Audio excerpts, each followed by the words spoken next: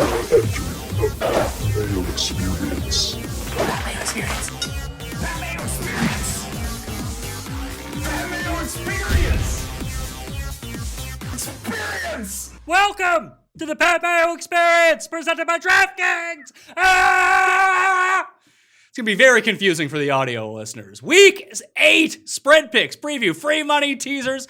We got all of the NFL previews here for you. Remember to smash the like button, and in the comment section, you tell me your favorite spread or over-under for the week, or time code the show for us so we know when to make the best of clips when we pull them back through, so we don't have to sit through. How long does the show go, Geoff Fienberg? Like 18 fucking hours a week? A long time.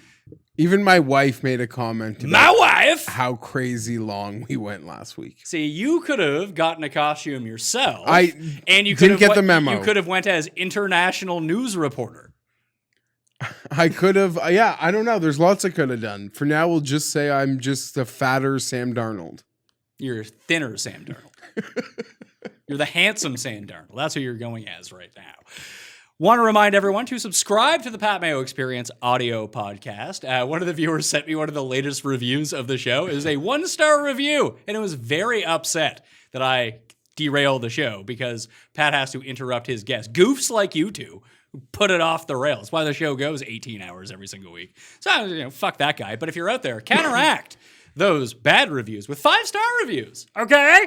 That would be fantastic news for me, especially. Remember to download the show, like the show, all that stuff. But yeah, subscribe to Mayo Media Network, too. If you're watching, the cheat sheet will be available on ftnbets.com on Wednesday afternoon. If you don't want to, score at home as we're going along, you can find everything written out for you up on ftnbets.com. Use code MAYO to get behind the premium wall there, too, for all of the tools. And on ftndaily.com, you can watch the Geoff Fienberg Show every Wednesday and Friday. How's that going? I think it's going great. A lot of good feedback, and I think we're going to even find a better vibe. Okay. There's some things. You're just getting into the flow. Yeah, getting into the flow, even in the back channel. Yeah. I don't want to, go too inside baseball with you, but I feel like there's a couple things. I feel like it's going well, but I got a couple ideas that I think I can make it even more optimal. It's like how TV used to be, where, the first season of a show, they would have 9 or 10 episodes to really find their footing with everything. Like Parks and Rec would be the last example of that, where the first season's like, what is this? The Office, too. It's like, what is this show? Then it comes in for season 2. It knows what it is. Then it really hits its stride. I feel like that's going to happen with the Geoff Fienberg Show. You're just working through it right now. Yeah, a few things. Even the fact, and I do it, and I'm excited doing it, and I enjoy doing it, and the time goes by. But doing an hour by myself, I even feel weird taking a lot of sips of water, but there's no other person talking or guest. Once you get comfortable with silence, or a commercial where I could just that sort of thing, or even decompress a thought for a moment while someone else is speaking. But so I'm just in my own head sometimes, but yeah, we're fine. You end up getting used to that. I've been doing solo shows 1 or 2 a week now for probably the past 5 years. And if you ever rewound to watch some of the very first solo shows I did, they are fucking horrendous. And then eventually you get used to, you don't say and ah to fill the time. You just allow silence to happen, because the silence in your head when you're speaking by yourself, into a camera like this, it's not as pronounced as you might think it is. In your mind, it's it's been 3 minutes since I've spoken. Yeah. In reality, it's half a second. Every half second probably feels like 4 seconds. Exactly. Yeah. Anyway, third member of the team behind the glass is Paul Shaughnessy, at Paul Shag on Twitter. Follow along with him and watch the Dogger Pass podcast on Mayo Media Network. Subscribe, by the way. Help us out. The coin is here too. Not in costume, though. And going as Alfred from Guess Who, because he's got Guess Who face. It is the man of many conspiracies, Tim Cust. Tim Andergust. That's not my name. Actually, I'm Christopher Walken from Batman Returns. Remember when I got the Penguin elected as mayor? That was a good movie. That's who I am right now. I'm very cool. Are you excited for Christopher Walken's new movie, Old People, or whatever it's called? I can't wait for that movie. It looks excellent. That's all I'll say. All right, let's review last week. Bad weeks for Geoff and I. 4-10 for me. That's bad, so I've heard. 5-9 for Geoff, pulling us into a tie at 2 games below 500 for the year, 51 and 53. Tim, you went 7-7 to take the overall lead in the picks for the year. 52-52. You're the only one not under 500. The coin was the big winner, though. 9-5 last week. First winning week for the coin all year. 48-56. Tim and I both lost our super locks because it turns out New England fucking sucks. Geoff hits once again. 6-1 for the year. 4-2 for me. 2-5 for Tim. Tim remains alive in Survivor, going against his Jets once again with the Buffalo Bills, but lost his free money teaser due to those New York Jets, didn't you? Who lost it for you? No, it was Houston, wasn't it? Yeah, the Texans. That was just a bad pick. I was just completely wrong on the game. So, happens. Right. Anything else we should get to before we kick off the Thursday night game here? No. No? I mean, I got a lot of things to say, but Do you want to tease the people with what you have underneath the desk? there's just show and tell. You just give them a show. You don't need to show them what's in it. There's just a satchel here. There's a satchel. Maybe some unboxing, Tim? Well, we've unboxed, but I Hey, even it's went a to a satchel. local. I have Skittles in there. As I was deep in the heart of the big smoke this afternoon, I went to a local shop to try to get some better casings for some of my favorites. Can you tell me what the people who work in these shops are like? It is exactly what you would think. And here's the thing. The card shop, like, you can't just be a card shop. You have to be like a card shop that sells like Magic and game boards and like Settlers of Catan. Did you know? And like that sort of thing. Did you know that someone once commented that Tim Andercast throws a baseball like someone who plays Riven? So it's that, at least in Toronto, like, funny. I'm sure there are places where it's like strictly like a sports card shop, but at least in like the big city, everything is like games and hobby stores more so than like card store. Yeah, I would think that most, like, specifically card store places, when I was a kid, you could go to a Yeah, for sure. sports card store. Yeah. Now, I would imagine... I used to all the time. I would used to imagine- be big into collecting sports pogs, which just shows you how aware I am of how long trends are going to last. I was obsessed with sports pogs. I still have my mint got, like, condition I have mint condition first series pog, complete set, Slammers 2. Some of those Gretzky Coca-Cola pogs. Oh, Tim, do you have those? Those are cash money. They I might wish be. I had They those. might be. Now I completely lost my train of thought. Hobby shops. Yeah, so card they used to shops. have them. Yeah. Now I would imagine most of that stuff is just done like at a warehouse online. Like you don't need like most of the transactions probably occur Oh, online. half of the store is, it seems like an online like servicing. The guys are like taking and shipping orders. Exactly. You could see the back whole half of the store is like that. Yeah. So it's like that store in 40-Year-Old Virgin, the eBay store that they go to and find Jonah Hill there. You could have won as Or Jonah like- Hill. I remember I went to an LCBO once, and they had all the beers behind like you put an order in, and then it like rolled out on those rollers. I thought that was very strange. That's the beer Doesn't store. the beer That's store the beer still store. do that? Well, okay, in most provinces that aren't Upper Canada, they don't do it that way. It's a very weird thing. Yeah, they but do. the place that you said you went to, you didn't go to. That happens at a place called the Beer Store. Well, I went with you once, and that's what happened. Yeah, I was very disturbed. To the beer store. That's not the LCBO. Well, it's all the same thing, isn't No, it? it's all not. beer. No. Very different. It's very actually. different. One of them's all Okay, beer. well, The other one is a liquor Where I'm store. from, they're all in the same place, so that's why I say that. But this Sorry. didn't occur from where you're from. So what does that No, have to do I with know. anything? So I screwed it up then. I meant the beer store then. So Wrong. Let's get into the games. Atlanta at Carolina, Thursday evening. Atlanta finding more impressive ways to lose every single week. Ugh. Carolina's favored by 3 in this game. 49 is the over-under. Atlanta's cooked for the year in terms of making the playoffs. Like, they just can't make it at this point. Their division's too good with the teams ahead of them, and they only have one win. That's not going to cut it. Do we live in a world where it's possible? I mean, obviously it's possible with the amount of losses, like, weirdly at the last second they had, that, like, maybe Atlanta's sneaky good. They just have really bad luck. Yes. Like, That's are they better than precisely how I would Carolina? put it. They could be a lot better than Carolina, right? Well, Yeah, the or Bucks they're think at they're least dead even. even. And usually with Thursday night games, you just want to pick the better team and trust that they'll just cover the number. Because I feel like Thursdays, at least there's a perception that works that way. Atlanta to me is too good to lose twice in a year to Carolina. They lose to everyone. Atlanta had a heartbreaking loss last week, but I would say Carolina like played harder. Well, and I'll lost. say I Like have they real- both I have- lost really tough games. Well, Is that- Carolina got the Chris Jericho moral victory in a loss. Like Jericho for ages, whether he's like a mid-carder, whether he's a main eventer, Yes. he can lose every match. It doesn't matter with Chris Jericho. He always retains his standing. So he never wins the match, but he gets his he'll cheap shot you after the match is over. He gets his moral victory. and he could out of put it. someone else over. Yeah, that's what Carolina basically did last week with the Saints. Like, they were in it. They could have won. They attempted the longest field goal in history and almost made it, but they lost. And realistically, like every time that they had a chance to stop the Saints, they couldn't do it. The Saints just kind of marched down the field on them. It was big plays keeping Carolina alive. McCaffrey might be back for this game. I don't think Looks so. like I think it. that's a decoy. Looks like it. Maybe. I think it's like a I will say practice. I have real money on the Falcons. Give me Like Car- the fact that you actually bet it, or you have like hundreds and hundreds of dollars here.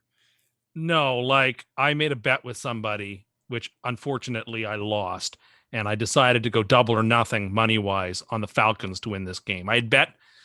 This is so stupid. So this summer I was feeling pretty good and shooting off about how good Sam was, and somebody bet me that he would throw more picks than touchdowns against Buffalo. And I thought, he's going to throw more touchdowns than picks against everybody. So Buffalo's no different. Well, anyway, after pushing week one, this week didn't work out. So I lost the bet. And so instead of paying him, I know how much this person hates the Falcons. So I said, well, maybe I'll go double or nothing on the Falcons games. And he took me up on it. So I really could use Atlanta to win on Thursday. And I'm picking it. Is this our same friend who can't read? No, this is our friend from China Oh, okay. I am who going does to not go. like the Falcons. Didn't realize he didn't like the Falcons. I'm going to go Well, Atlanta. he hates Matty Ice, and I love Matty Ice. I'm going to go Atlanta also. Atlanta seems to be getting healthier while Carolina still seems to have a few injuries. Atlanta's got nothing to play for. The season is over. Both teams suffered really bad losses last week, or hard losses. I wouldn't say Carolina's was a hard loss. I But think it was Atlanta loses this way all the time, so they're used to If it. there's anything that's ever a good loss, Carolina had a good loss. Okay, but last week. yes, to you as a fan and you seeing the organization building, agreed. But inside the locker room, they put it out there, and they hung with a really good team for a lot of that game.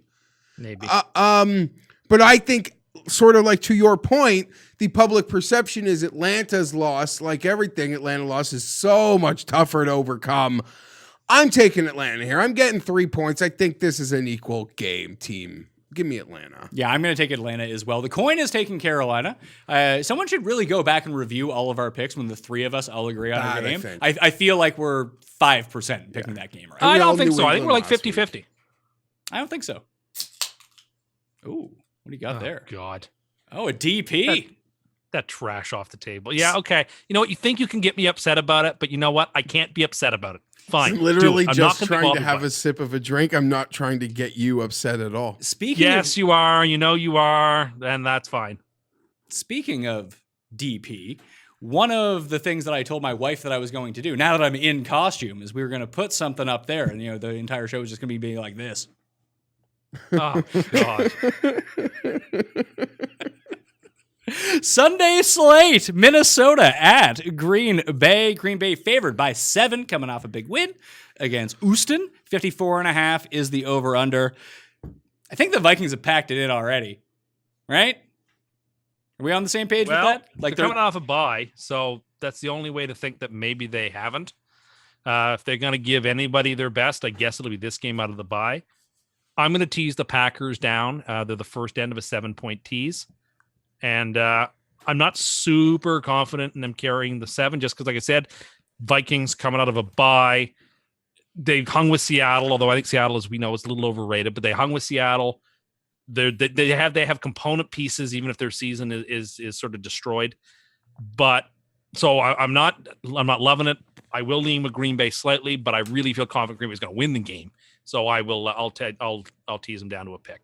I'm just going to go with Green Bay at home -7 here, mainly because I think that if you want Minnesota to be able to keep up with Green Bay, and it looks like Aaron Jones is going to be back for this game, is that you need both Thielen and Jefferson and Cook, who also looks like he's going to be back for this game, to kind of be running at optimal pace and perform to the best of their ability, to their ceiling, in order to do this. We've already seen the Minnesota defensive line get weaker as they've traded off their best piece for a third-round pick to Baltimore. that with Jair Alexander on the outside, he takes away one of those two guys. And then you make them a very easy to read team, especially if you get up early. That if it almost becomes the same circumstance, which happened last week to Houston, where Green Bay has one of the worst run defenses in the league, not even close. Well, Houston's just as bad, I suppose.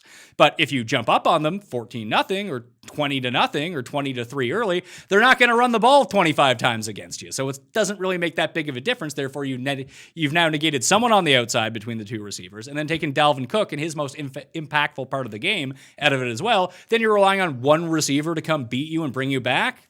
I'll just take the Packers. I'm going to take the Vikings. I think I like the number. I think we just get the best punch from Minnesota.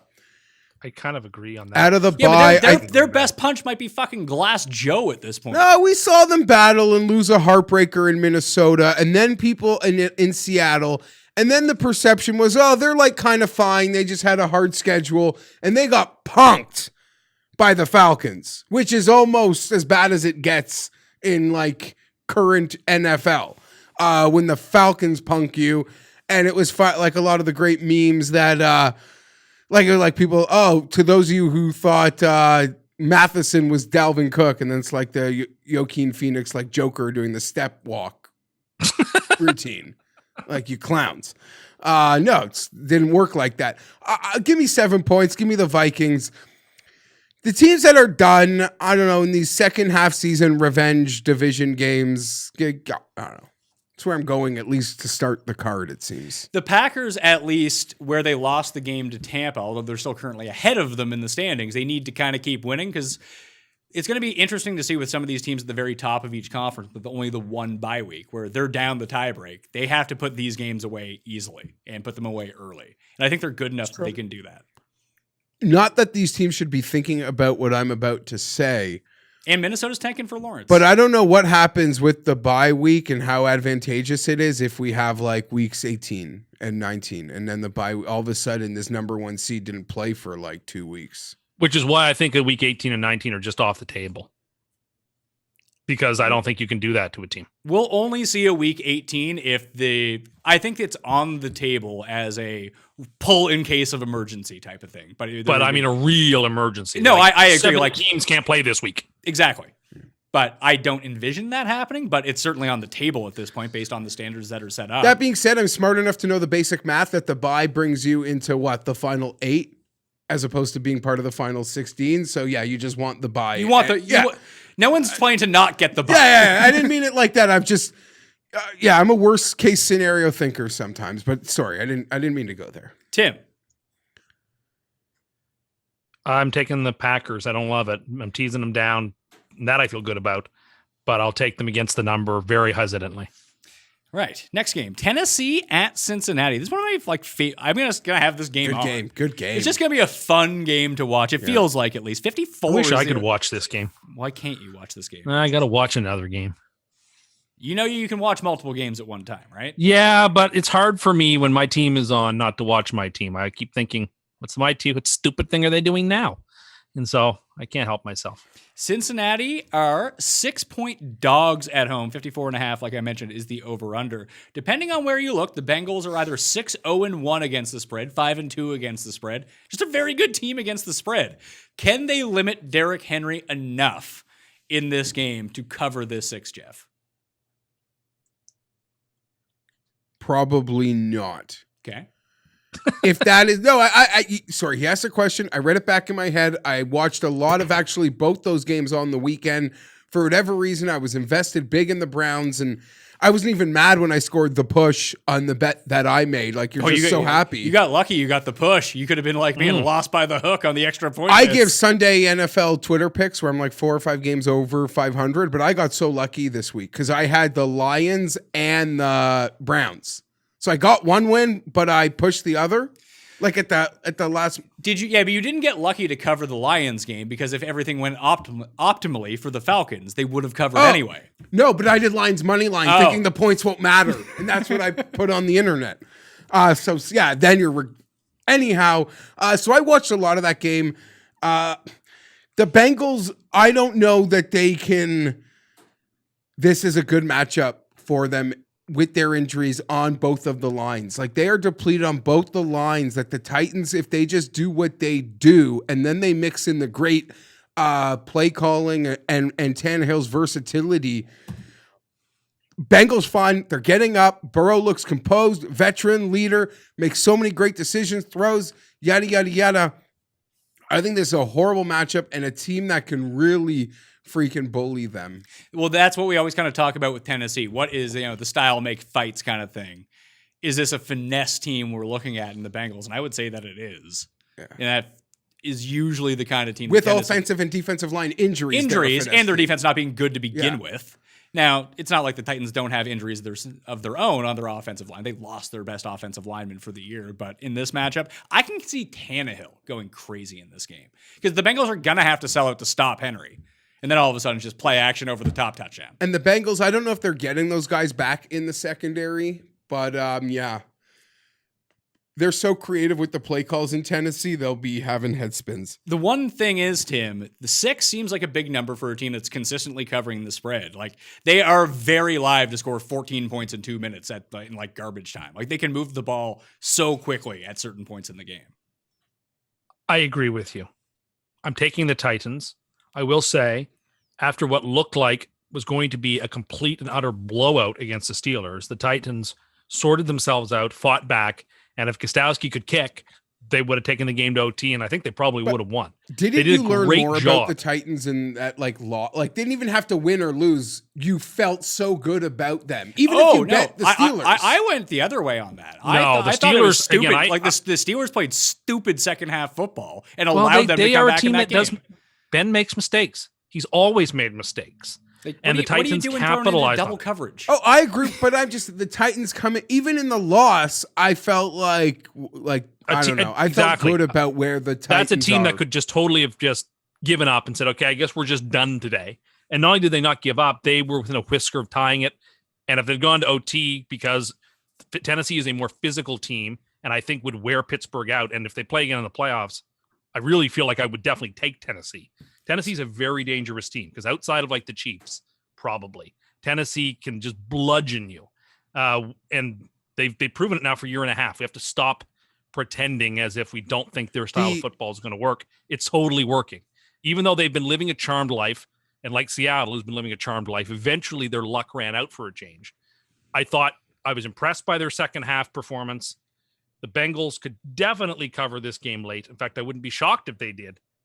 I wouldn't touch this game with a 30-foot pole, but I have to pick a side, so I will take the Titans. I'm taking the Titans -6 too. I think I made that clear as well. And I think, like a lot of people, the Titans, my opinion has changed on the Titans, and I actually do believe, I didn't believe coming into the season or even early in the season that they would be able to run off the wins late in the year against back-to-back elite quarterbacks to do what needs to be done. I'm actually starting to believe they can, because every Tannehill just keeps looking good, and the play calling is so impressive. For all the love that Bieniemy is getting in Kansas City for being the next big thing, I believe it's Arthur Smith. His dad owns FedEx. Doesn't even have to show up for work. The guy's going to be a head coach next year. I agree with you, Geoff, on almost everything you said. He owns the Redskins. I'm being converted. His dad's a very minor stake owner in the Redskins. That's not a team. I'm becoming very, very, very convinced by Tennessee. Thought I'd lose that. Oh, you're buying in on Tennessee, are you? I can't help it. I mean, I see what I'm seeing. I see what I'm seeing, and I think, okay, I just said outside of Kansas City, I think I might pick the Titans right now in a playoff game against anybody. I think they're just more physical than anybody else. I wouldn't say that they out-physicaled the Steelers, because the Steelers' defense brings the same sort of grit and grind that the Tennessee offense does. They do, but I feel like if they played each other again, I would lean the Titans. I just can't figure out the Titans' defense whatsoever. They must have the best turnover luck in the league. In terms of turnovers versus, because they're not turning the ball over on offense, which is huge, obviously, but they just seem to be generating 2+ turnovers every single week, and they don't bring any pressure whatsoever.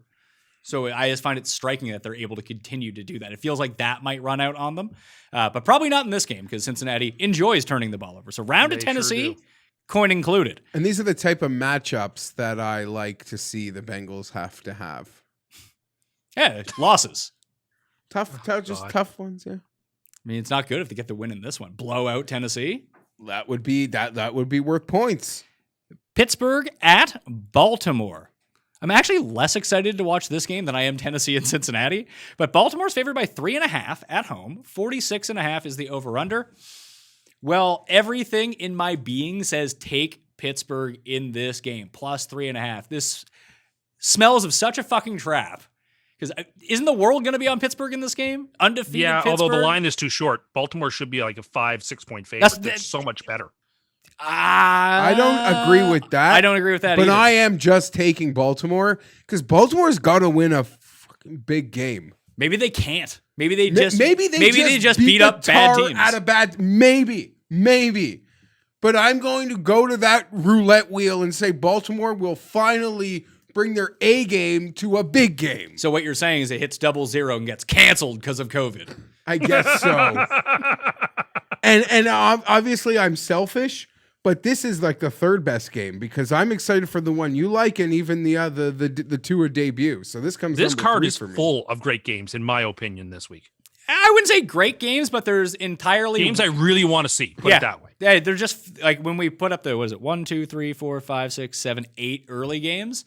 We only have 8 screens at the office with our new setup, and one of them is dedicated to red zone. So one game has to get the cut here.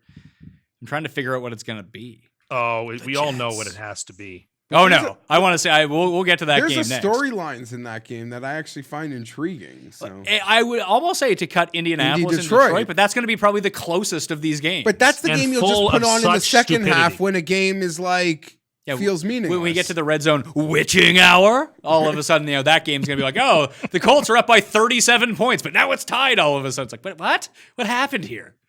Anyway, back to this Hey, game. what happened? It feels like Pittsburgh's the better team in all 3 facets of the game so far this season. So am I overrating Baltimore? Are we all overrating? Like we just have this perception of what Baltimore's supposed to be, what they are, and we're just still like, Pittsburgh, show me more? I don't. 'Cause that's not fair. but Well, how could Pittsburgh show more? I remain a skeptic of the Steelers as much as one can be a skeptic. I mean, that's obviously. See, I don't. I'm just trying to be cocky and pick a side. I just look at Baltimore's offense. I look at Pittsburgh's and I go, yeah, I want Baltimore's 7 days out of 7. And then I look at their defense. I do. I think Baltimore has a better quarterback. I think Baltimore has more dynamic playmakers. I think Pittsburgh's got some really good players, but I still am very skeptical of Juju. I don't think Connor is that much of I don't think he really matters much. And then look at the defense. I mean, Pittsburgh's best defensive player is out, and Baltimore's. I just look at these two teams and I say, I think the Ravens are the better football team by a decent amount. I think Kansas City and Baltimore and Tennessee are a cut above Pittsburgh, even though Pittsburgh beat Tennessee. I appreciate that. I remain skeptical that Pittsburgh's quite as good as the super elites, and Baltimore is a super elite. So, yeah, I mean, we can't tease him here because we're not going to tease him here because there's no point. I'm not going what has Baltimore done? I like Baltimore here. But Baltimore minus 3.5 is on the very short list for Superlocks. I expect them to flatten Pittsburgh. I kind of want to change my pick. Well, all 3 of us are on Baltimore minus 3.5. Does anyone want to leave? I don't know. The coin's on Pittsburgh. The coin's shaping up and being against us here on a lot of these like consensus picks to have another big week and take the lead in the picks contest. I have to bash the pick I made to sort of tell Tim like he's crazy. What has Baltimore done to be a super elite? Yeah, but it's all just kind of wrapped in the same thing. On the AFC win total show, Tim said that Pittsburgh would be the worst team in the AFC and potentially have the number 1 pick in the draft. So take that for what That's it's worth. sort of an exaggeration. Of That's exact. You said they were going to contend for the number 1 pick overall. I said it wouldn't shock me if that happened, if a couple of things didn't go their way. They have answered everything that we thought about them going. All we said during coming into the season, like if Ben is 90% Ben, they're going to be really good because their offensive line is excellent. Their defensive line is excellent. Their defense is still good. Even without Devin Bush, they still have impact playmakers on defense that Ben's holding up his part. They get your boy Claypool, Tim. You mean Mapletron? A nickname I despise, by the way. I mean, Canadian and Notre Dame. How is this guy not your favorite player? I like Maple's him. I think he's a very good player. That like pitcher threw a no hitters. He's like Big Maple or It's always that was just Anyway, gotta be- I remain. I'm a believer in the Ravens. In my gut, I just think this Baltimore team is just built better and more trustworthy and better coached, and I'm going with them. And I've got the MVP on one side, and I got Big Ben, who I don't trust to not be stupid when it counts. And so, yeah, I'm taking the Ravens, and I said I feel really good about it. I thought I should have to probably lay 5, 3.5. I think I'm getting a discount. I'm going to be kicking myself when this is just a field goal game. Although if Pitts, I'd say the big difference between these teams is going to be if Baltimore jumps out early, 17-0, I think Pittsburgh can come back. If Pittsburgh jumps up 17-0 early, nothing this Ravens offense has done all year would suggest that they can come back. Like they scored more than 30 points in all but one of their games, so I think they'll be fine. They feel like such a front runner team, though. Well, yeah, when you're a really, really good team, you very rarely get behind. The one time they got behind to a team that's just better than everybody else. Like I don't blame them for that. So they don't get credit. They don't get any like negatives in your column for things that they losing don't do to well? the Chiefs. No, I mean it's hard for me to say, oh wow, you lost to by far the best team in football. Kansas City hasn't looked like the best team in football though. They haven't had to. They've got Mahomes. As long as he's healthy, no one can beat them. Like when it matters. Okay, Kansas City is amazing. That game matter? Kansas City is amazing. So they couldn't even beat tier 2 effort Kansas City. Kansas City did actually put on a show that night to sort of prove to the rest of the league, oh yeah, we're the champs. We have the best quarterback in football, and we're just so much better than all of you. I don't know. This kind of feels to me like the year. It was the second year the Patriots won back-to-back Super Bowls where it looked like, yeah, no one's going to beat them because they're clearly the best team. We're sort of just playing out the string. Like Mahomes is healthy. I will be absolutely gobsmacked if they are at least in the Super Bowl, if not win it. Paul. Clearly, Tim is trying to reverse curse the old Chiefs who are playing his Jets this week. That's just my take. That is not what's going on. That's not what's going on here. That is the next game, too. Game of the week, Jets at Kansas City. Minus 19.5. That's moved. It was minus 21 when it opened. 48 is the over-under. We covered. Yeah, first cover of the year for the Jets last week against Buffalo. Did you know that the implied points scored by the Bills based on expectation of their offense was 41? But they kept committing penalties in the red zone and pushing themselves backwards. Did they carry their Allen kicker played? off? Yeah, I mean, Allen played terribly, but he's not very good. And they won 18-10. Like, yeah, okay. It's unfortunate. That's a game we should have won. We could have won, and we let off our racket. Sam Darnold, 4 passing yards in the second half. It was a very impressive bad second stuff. half. But like, no, he played poorly in the second. But look, he hadn't played since October 1st. It had been 25 days since he played. Crowder didn't play. He and Mims haven't played together. Although Mims actually looked good, and I felt pretty good about his performance. I actually did. Mims.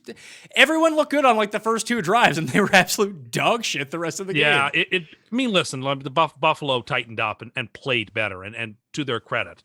But I mean, we saw in that game where like Josh Allen's just very sloppy, and you can't trust him, and he played very sloppily. When you say can't trust him, what do you mean? Trust him to do what exactly? No, hang on to the ball when he gets hit. Every time he gets hit, I kind of anticipate him going to fumble.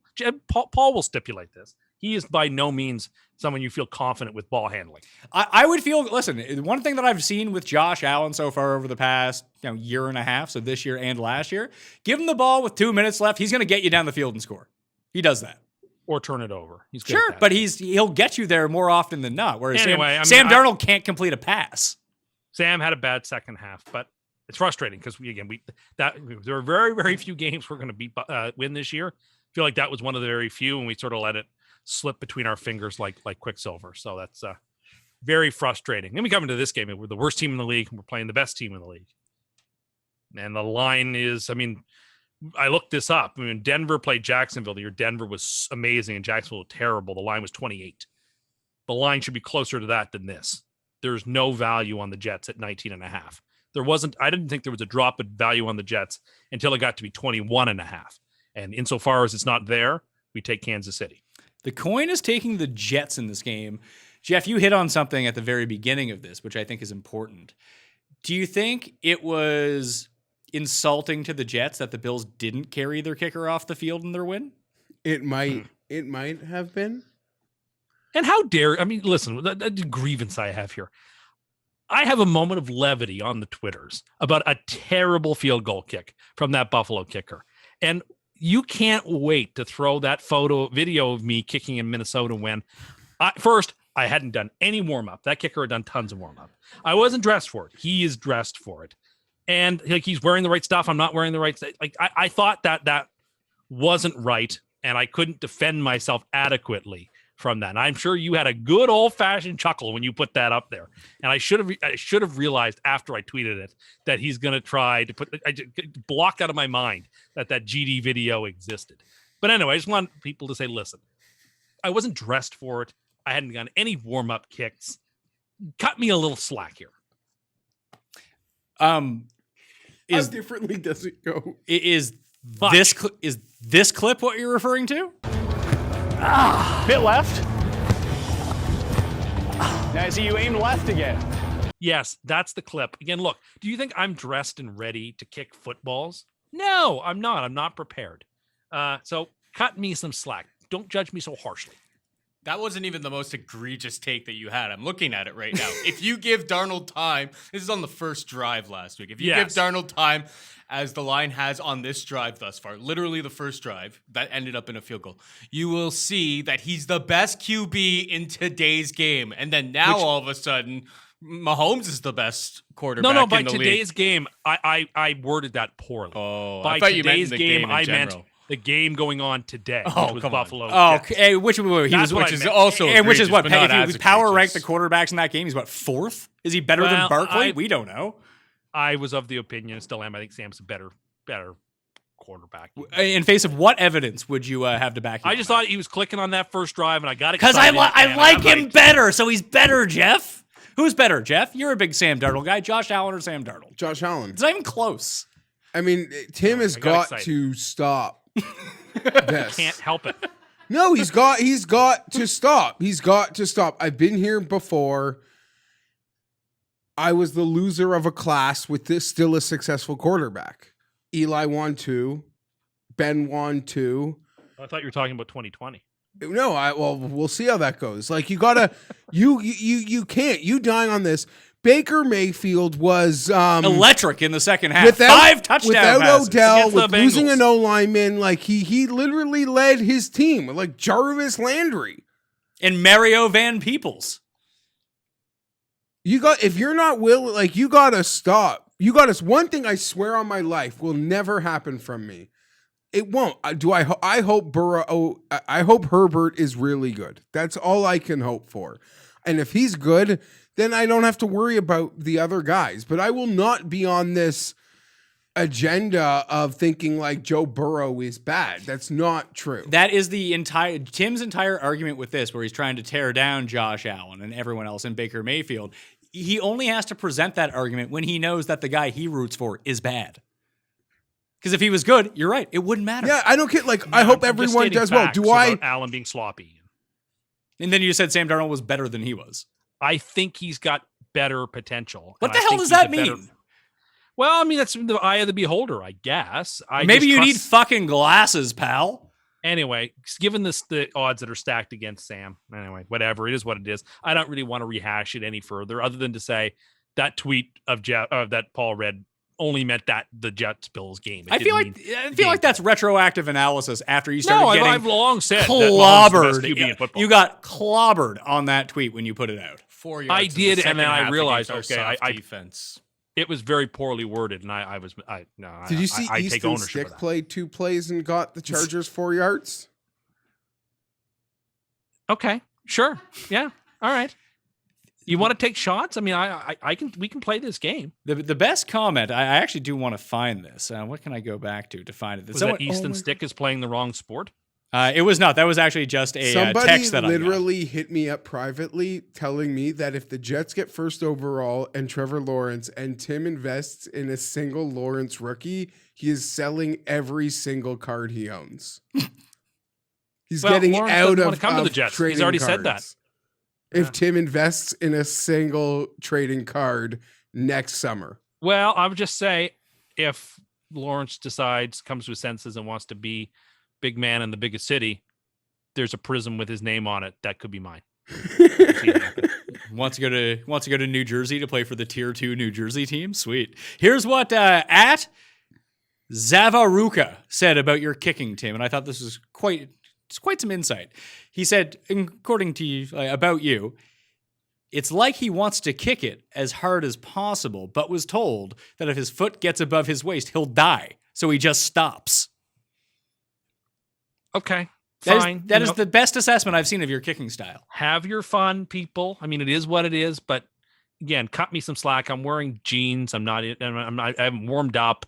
Wearing a button-down shirt. It's not like I'm ready and comfortable to kick football. So cut me some slack. That's all I ask. Well, maybe don't be lipping kickers in the NFL telling them that you can be better than them. I said I could miss it by as much as he did, which I kind of think I could have because I'm good at missing kicks. Do we need to like put up? he Do was. we need to put up the clip again that on the 10-yard field goal that you couldn't make?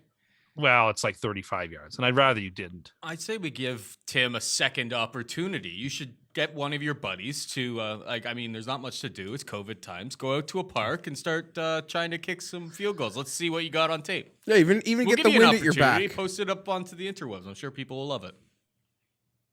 It's not a bad idea. For you, it's a terrible idea. I agree, it's a good idea. And you can wear the joggers and do all the warming up you like. No, that's fair. I would certainly take those excuses. I actually have a off the table. question because Tim, doesn't he claim like he doesn't even wear sweatpants ever? Well, he wears Like he's above. he wears like, basketball shorts a lot, and he tucks his sweater vest into his basketball shorts. No. He does. That's happened. That's definitely happened. I certainly have and do wear sweatpants on occasion. I'm not above that. Not like anywhere nice, but going over to a friend's house or whatever. Sure. I've been pretty pro sweatpants during quarantine. I'm not going to lie to you. Very Yeah, comfortable. no, there's nothing wrong with them in the right circumstances. Like, I'm not wearing my skin tight jeans to show off my package as I'm going out because I'm just not going out anymore. So it's tough. Yeah, I hear that. You don't have Matt. That should be. I wonder. You should just wear really tight jeans all the time, Tim. It would be like that time when Kramer had them on and he couldn't get them off. Or it would be like when Homer put on Krusty's pants and they just fit really well. These are the best fitting pants of my life. Burn those pants. Kansas City. Yeah, Kansas City. What will it cost for the Bell anytime touchdown? $150?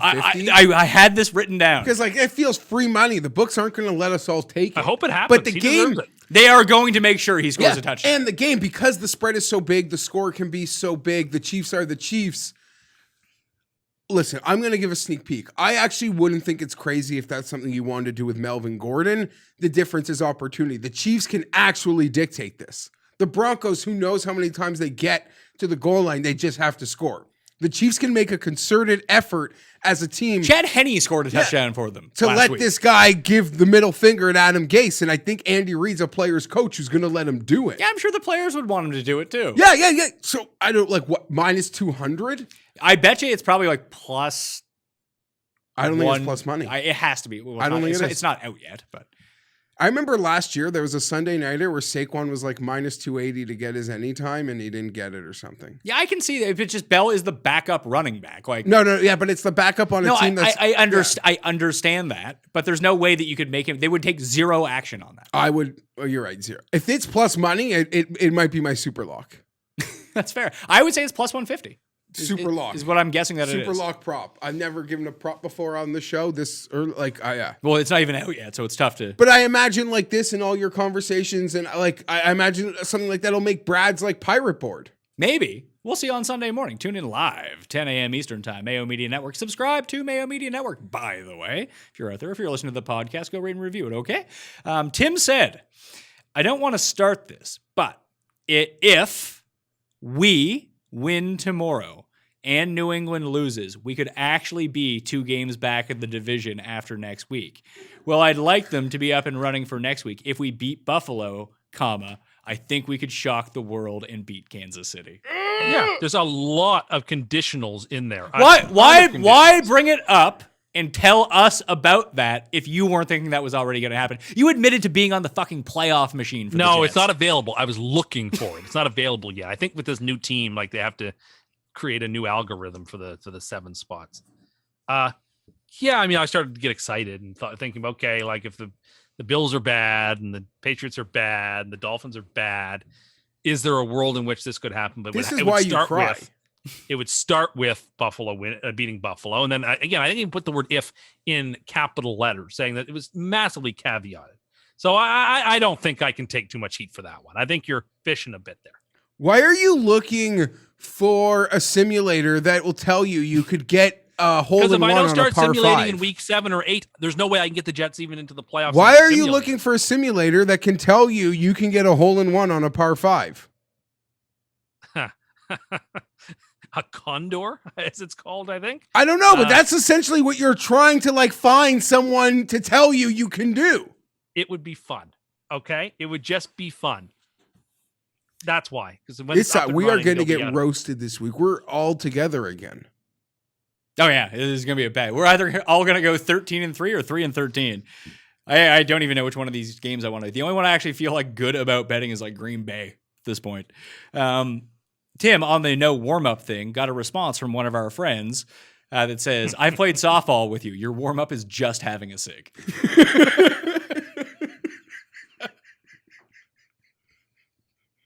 Are you a big stretcher, Tim? I have to say that I am not. Never was. Even when I played rep hockey, I was never much of a stretcher. You're just limber as it is? I was then. Now I'm just not. And so why waste any... It's like nowadays I don't hit too many shots at the range before a round when the range is around. You only got so many shots in you? Don't want to wear I don't want to waste too many. I'm not Haotong. I haven't got that in me. No, I am like Tim. I feel like I've only got X amount of good ones in me today. I cannot burn any of them on the range. I'd rather hit just 4 or 5 or 6 just to get the juices flowing. Yeah, I'm a and that's it. ripper. Like, okay, I need to go putt and chip. That's where my strokes are won and lost anyway. So why am I just trying to hit my driver 275 or something? Like, I don't need that. Too. I've seen. If there's one thing Cust can do, he can hit bombs off the tee. I actually have started to.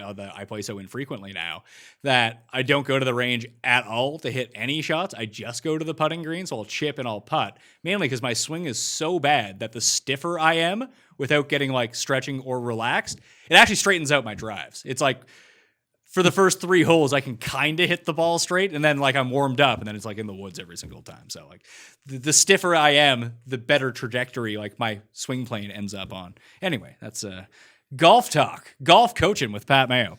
Next game, Gangster's Paradise by Coolio, featuring LV at the Cleveland Browns.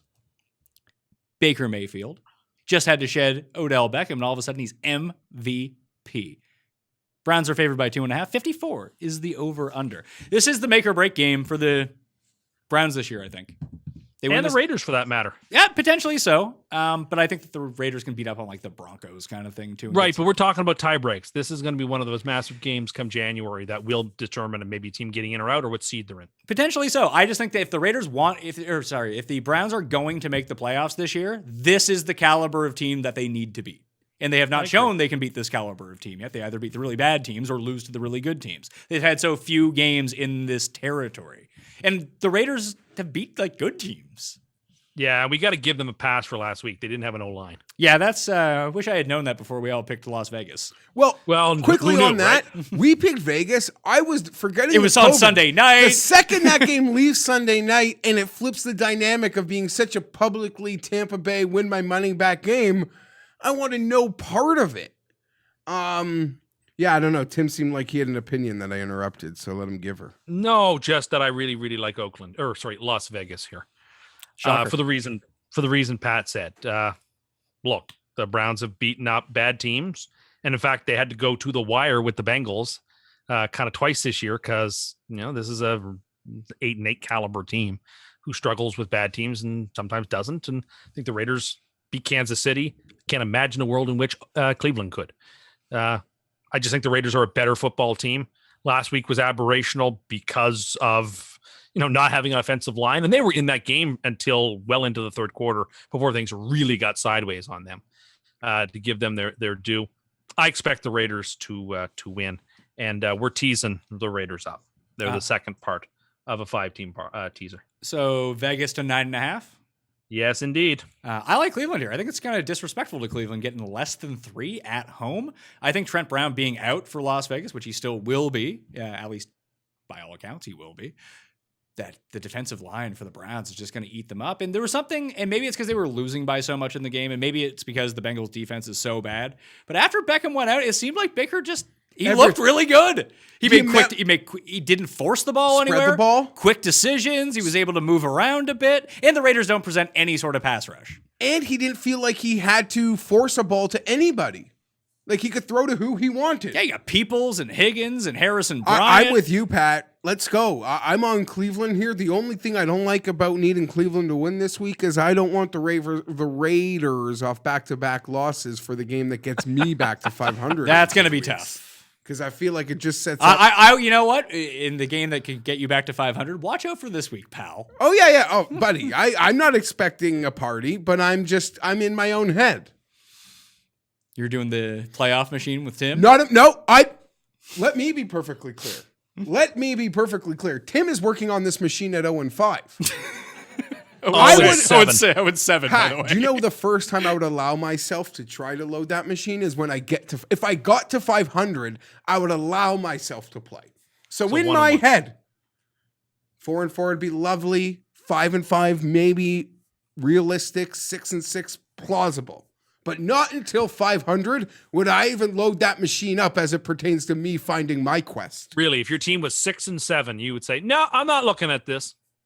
But maybe we'd be 6-6, so it's 6-6. I would. But you know what? I'm not looking at it now. Okay, no, I believe you. I need to get to 500. Once we're back to level, then we can worry about a next step. But I look at that schedule and I try to be realistic and find the 500 point. That's all. I'm not 0-6 scarfing a playoff machine. Guess what? 0-7. That's the word of the day! Scarf!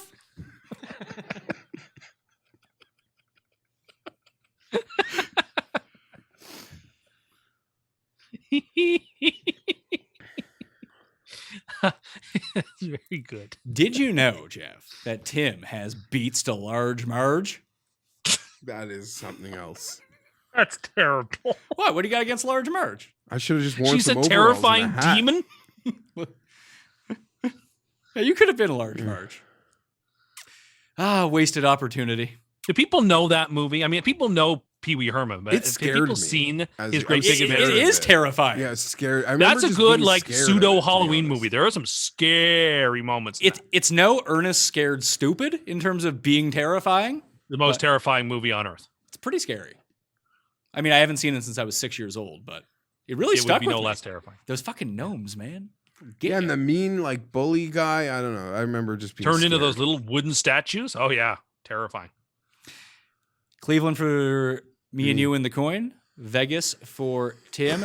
One thing I don't understand about Gruden, I appreciate, like, he knows he's, especially after like the first few plays and just watching how that Tampa game comes out. Brady's looking awesome. The team's looking awesome. You know you need to pick up something somewhere.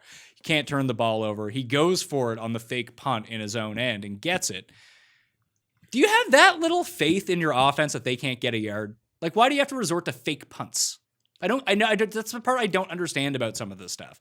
Occasionally a fake punt for a big play, I get that, because it catches the other team completely off guard. But this isn't the first time Gruden does this. Like, does your offense suck that much you don't trust them to get a yard? But maybe I don't the know, but coach. Belichick does this too and used to do it all the time. Yeah, and not get it. But I want to. Can I say? I think they think that the opposing coach thinks if it is 4th and 1, you would just go for it, not fake. Like, you're not on that at all. Like, Yeah, that it's like thing, 3D like they're trying to chess, exactly. outpsych the psych. Like, we had LaDainian. Oh, we're going to come out with 8 passes because you think we're just handing the ball to LaDainian all day. We'll give it to Sproles against Baltimore on 4th and 2. Kabam! That was the bullshit spot Ray Rice game. It was short. It was short. It was close, but it was short. Baltimore won the Super Bowl. Yeah. New England at Buffalo. Another good game. Yeah. Buffalo's favored by 3.5 at home. 43.5 is the over-under. I Tease locked up the Patriots. I locked in New England last week. That didn't go so well for me. They were horrible. And then Jeff Garcia's on TV afterward, just basically taking a page out of Tim's playbook. He was not holding back, was he? My goodness. No, he was not. Do you think he would have said the same thing about Sam Darnold if Sam Darnold had shown up in a funny hat? I have no idea. I don't know this, but I speculate that a lot of this goes back to him refusing to dive on that ball in the Super Bowl and having lost a ton of respect from people. I can't confirm that. That's a total intuition that I have. But like when it happened, Phil Simms was furious about it, and other quarterbacks who seem like older quarterbacks who sort of bristle at He's Cam. right. That seems to be the moment when he had a chance in the Super Bowl and said, you know what?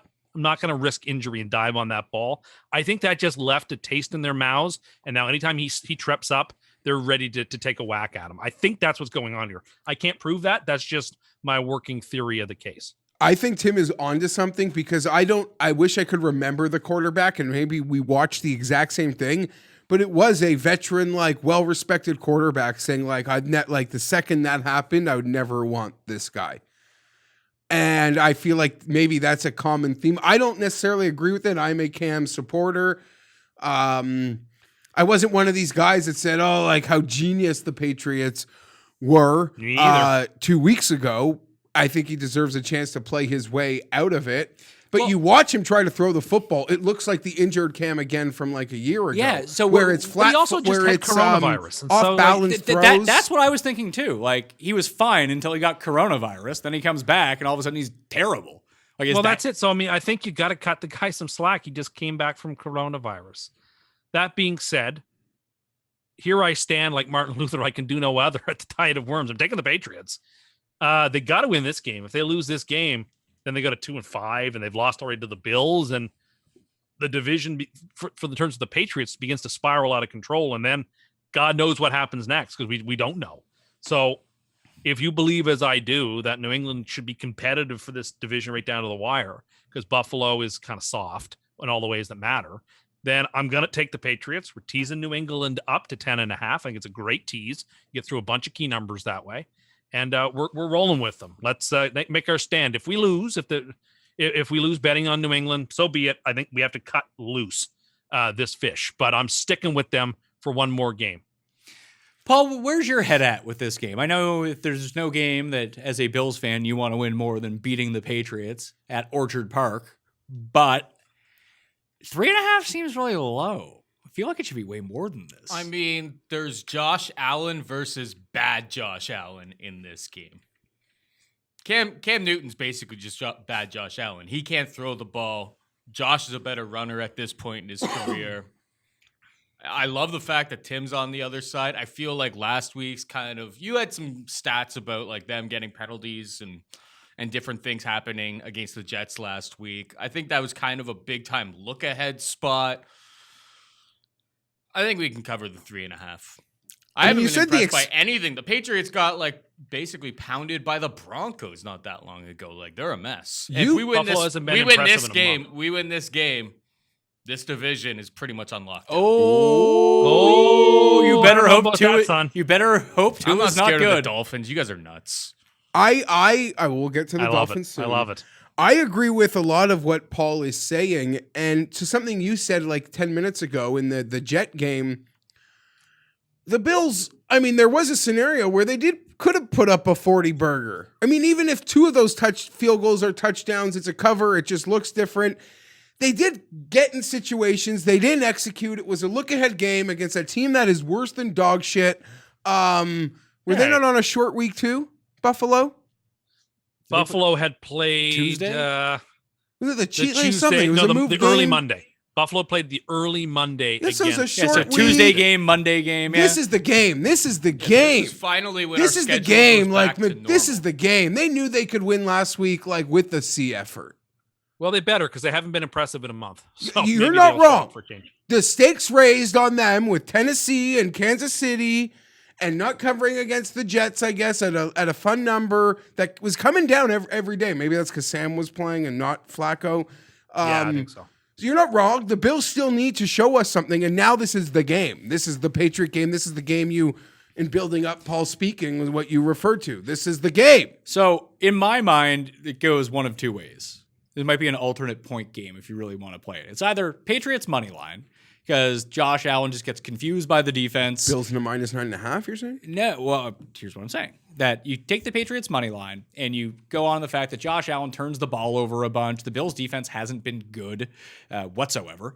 And just Josh Allen does stupid Josh Allen things, gets tricked into things by Bill Belichick. These are the type of quarterbacks he's usually good against. Or the Patriots are awful. They have no offensive line. Their defense is missing like 8 starters from the beginning of the year when they just decided not to play. Their defense is horrible outside of basically Gilmore. That Buffalo just pounds them. Yeah. Like wins by like 35. Yeah, like the spot Buffalo they've been pound waiting anybody? for like the finally this kid that bullied us forever. Now we're the bigger kid. Like we are gonna put up the points that Belichick always put up. It That, just doesn't feel like Bills by 6. I lean Bills how by a you're lot leaning. or lose. I feel like it's gonna be a shit kicking. I feel like it is gonna be a tar and feathering that's been inside of the Bills for a long time. Well, I hope. I mean, look, Buffalo beat the Jets by 10, Dolphins by 3, Rams by 3, and they tried to gag that away. Raiders by 7. Then they got demolished by the Titans, didn't show up against the Chiefs, only beat the Jets by 8. Buffalo hasn't been an impressive football team all season, except for like the first half against the Rams. I'm sorry, I'm not ready to coronate them. And that's what you're doing when you take Buffalo in this game. You're coronating. No, I'm not I would say it's more of a bet that New England's toast. Yeah, I'm picking them to beat up a really inferior football team. I'm not coronating them as AFC champions. But that is a de facto result. at beating least. this team in its current form is a de facto to that? Covering a 3.5-point spread? Well, it means the Patriots go to 2-5 and they're done. Buffalo goes to 5-2 and are like 85 to 90% likely to win the division at that point. And that's very plausible, and that's exactly what So you Paul are said. coronating them by picking Buffalo. That's the practical cash value of what you're doing. You're calling them the best team in the worst division in football? We're just Well, saying that you the really think it's Patriots worse are than the cooked. NFC We're East? not saying that they're going to win the AFC. I don't know. Does the AFC East play the NFC East this year? They don't, do they? No. I would be They played last year. very curious to see how those teams match up. Yeah, I don't know. Like Washington Anyway. might be the best team of those. Is Buffalo Washington? reminds you of that Carolina team from a couple of years ago that started like 5-2 and then finished 6-10. You just really hate Buffalo. Bills fans love this. Can you still hear him, Geoff? This is great news. Yeah. Well, I just don't look at their games. It's like that line from the book of Daniel that has been weighed in the balances and found wanting. That's who Buffalo is. Who's Wade? All us frauds. They're kind of fraudulent. Yes. All right, so yeah, Geoff, can you actually hear him? You're sitting there playing. It's very distracting to me. No, I We can't. had a hear him. You couple can of or case can't. Right issues now I with cannot Jeff hear Lowe him. That's earlier at why the I show. keep You Before the can show or started. cannot. Can you hear me now? Hello? No, I can you hear hear him fine. Can you hear me now, can't hear Jeff? him. You play with the bottom of the earpiece. I'll get into the next game here, and then we'll throw to Tim, and then you can audio test him here. Colts at Detroit. Detroit's 3-point dog at home. 44.5 is the over/under. Everything in me, I don't think it's that, Jeff. It's the bottom of it. Everything in me wants to take the Lions, but it just feels like the Lions are going to do something fucking stupid and gag this away. So, Colts for me, -3. Tim, who you taking? I am taking the Colts. They fit my theory. Dome teams that go on the road the last 2 weeks. Yeah, you keep laughing at me, but the last 2 weeks, dome teams on the road keep winning and covering. I like the Colts in this game. I mean, the numbers say the Colts and in Vegas certain perspective, the Colts are a darn good football team. And I like the Lions, but the Lions are dummies and they make stupid mistakes. The Colts, I think, are less likely. I mean, if you look at this game, you say, okay, when it comes down to it, which team is more likely to do something ludicrous to lose? Now, Rivers is more than capable of it, as we've seen, but the Lions are almost in a class amongst themselves here. So I'm going to take the Colts. I don't love it by any means, but again, I like that. I like when a team goes on the road indoors when they're a dome team, and that's what Indianapolis is doing here. So I'm taking them. You mentioned that the Bills could be like that Carolina team that started like 6-1, then gagged it all away. That was after Cam Newton got hurt, by the way. But doesn't Indianapolis kind of feel like that team? Like if you look at the advanced metrics, Sort of. they look really good through 4 weeks, and then every week when the pressure's been kind of turned up, like, oh, this is like an actual legit team that they haven't. Maybe the bye week has rectified some of their injuries and some of their problems, but like they were not impressive, despite the fact that I'm taking them in this game. Like I got no faith in them. No, I agree. Okay, we'll stop so we can fix your your earpiece here because this is the most distracting thing in the world. Audio problem solved. Geoff can hear again. He's not deaf, which is fantastic news. So who's your pick? And I can imagine how distracting that probably was. Well, you also have to think that it's not me who was fiddling with your earpiece. It was you. So if it was me, I'd be like this kind of thing, or I'd be yeah, like, I'm like you're everywhere. Yeah. Did you see Bruce Arians figure out how he could have a shield and a headset on at the same time? And like he noticed this is the moment he realized this isn't so bad. He let out like a quirk smile and the camera caught it. It was, I don't know. Anyhow, I'm on the Colts here. Lions off that emotional last second win. Indianapolis off a bye. I think Frank Wright is a really good coach. Do you know what Philip Rivers' record off the bye is against the spread? 0-26. Close. 5-10. I don't know what to make of that. I just, as a whole, I want to just blame every coach he's ever had. He's just parenting a lot on the bye. Well, that was the So he's other not in part. Football. Parenting. But this is also what I wanted to say. One thing about Philip and the bye is I know, because I've seen all the Tuesday pressers. Do you think that Philip is by? Stop. Listen, he would just, that would be a problem for him, not for me, because he has certain beliefs that would probably cause conflict. I have no issues if that's what he was. Is. Just throwing it out there. So on all those years, I guess, post 15 of them, Tuesday, Philip would step to the podium, talk about what he did on his bye week. He mentioned he watched a lot of football. He loves football. Or it was a true bye week. Football is his life. It's what he loves. So I have this question. Do you think Philip creeped mom's new boyfriend on the weekend? Rivers strikes me as someone who watches the games anyway if he's not playing. Oh, like Geoff. if he wasn't in the Monday night game Yeah. that he'd watched whatever the Monday That's- likes football. Big fan. But yeah, he probably had a quick beat to Herbert. Yeah, he probably had to check out mom's boyfriend's the Facebook profile to see what he's about. He probably even texted his buddies. Like he probably doesn't make her happy like I used to. Anyhow, Do you think he cares what they're up to? Because it feels like he No, left to I'm go on to joking. bigger and better things. Like he has his trophy wife. What does he care? I would argue that if he left, I don't know. We never know if the And like your comparison, like this Herbert guy, he's the the cool boyfriend. She's going out with some like divorced single mom. I know, right? Like, Rivers is the one who's got it like good in this situation. He's away from you. He's good. I like it. I like the Colts out of a bye. Veteran quarterback finally has the best coach he's ever played with to help him prepare for a post-bye week football game. You don't think Anthony Lynn was the best coach he ever had? No, and it wasn't Ellen DeGeneres either. Norv Turner was a good coach, and I will not hear anything other. Schottenheimer was probably their best coach. Was he there with Schottenheimer? Yes, we Yeah. had 1 Was that the year, 14 14 and 2, and then him and AJ and yeah, whatever. Let's move on. That was the Marlon McCree game. If I could have a moment back in life. Rams at Dolphins. Tua. Did you put this at the back on purpose? Or No, I this didn't. just a It's coincidence? just how it ended up. Dolphins are 4-point underdogs. 46 is the over-under. Sunday night game for the Rams. Now coming across country for the early slate of games. Monday night game. What? Oh, yeah, Monday night game. My days are all. So short week for the Rams coming across the country for an early game in the scorching heat of Miami. Although I have no, it's probably just going to rain the entire time. Who knows? But you get Tua. This seems like a suboptimal opponent for your first NFL start with Aaron Donald looking to kill you. That's not great. But I feel like having Tua, like the Rams, I would argue are in a bad spot also because of the short week. Tua's not exactly an easy. How do you really prepare for Tua?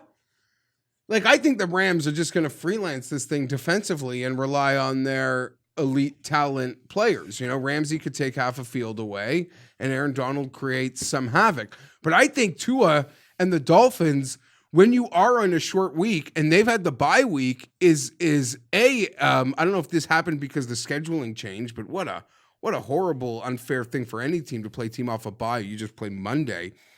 But I think Tua makes an incredibly for being a rookie, makes an incredibly awkward preparation quarterback. It is a schedule thing because it was supposed to be Dolphins, Jets, bye week, Dolphins, Jets. Oh, yes, you're right. before. You're right. I'm taking Miami here to cover. I don't know if they win, but I feel like they lose by a field goal if they lose.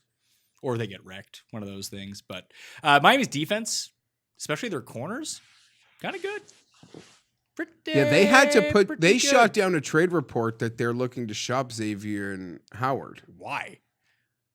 I don't No, not why did they shoot it down? Why are they looking to trade him? Yeah, that's sort of even Flores commented on a local paper report saying that. Yeah, I don't know. They have tons of draft capital. That's the type of player they need. Some ceiling players they can afford to pay a handful of I guess players. they paid Byron Jones, so do you want to invest all that much money in that one position? I would say yes. It's besides O&D line and having a good quarterback, having two awesome corners would be how you want to build your team. Yeah, I mean, don't we agree that corner?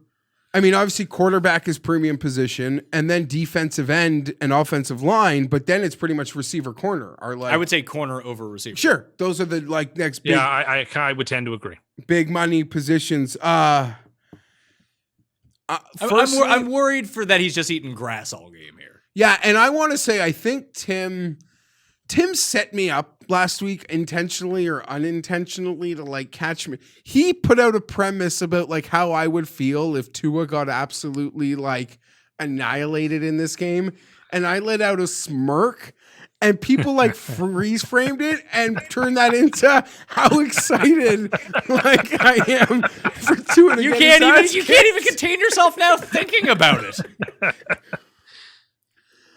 I want to say I'm interested in how the game goes. Who you picking? Yeah, well, just why don't you just say what you mean? Yeah, say what you want to say. That you think Say Tua what sucks you and you mean. hope he's bad. I don't think he sucks. I do hope he's bad. But But if my quarterback is good, I don't care if he's good or bad.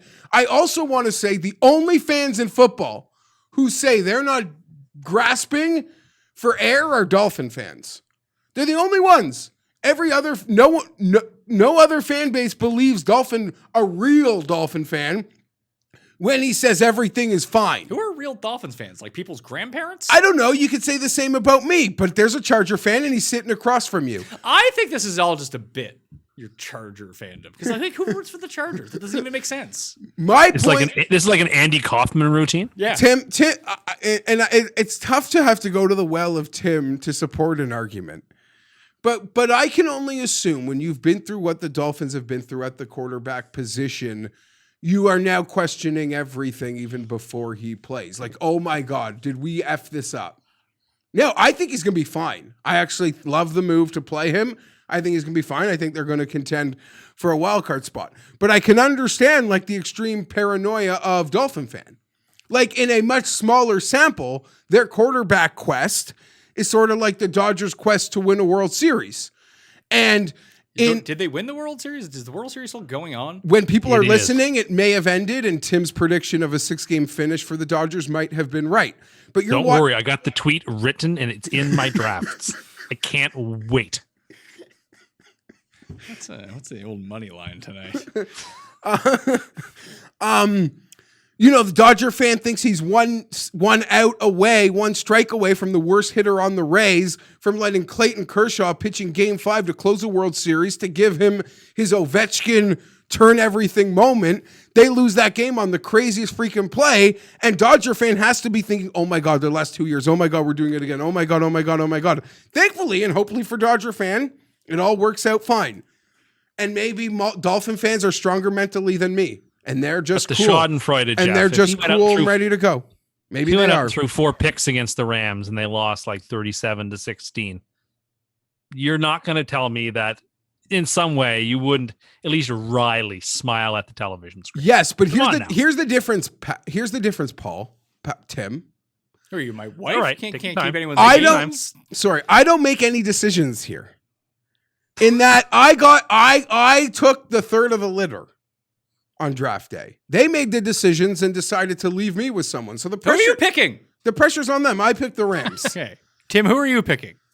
I'm picking the Rams. The Bears were very trendy last night. You could tell within about 10 minutes that game was over. The Bears Rams were not very trendy. And All I of the money think was the on. Dolphins- All of the money was on the Rams.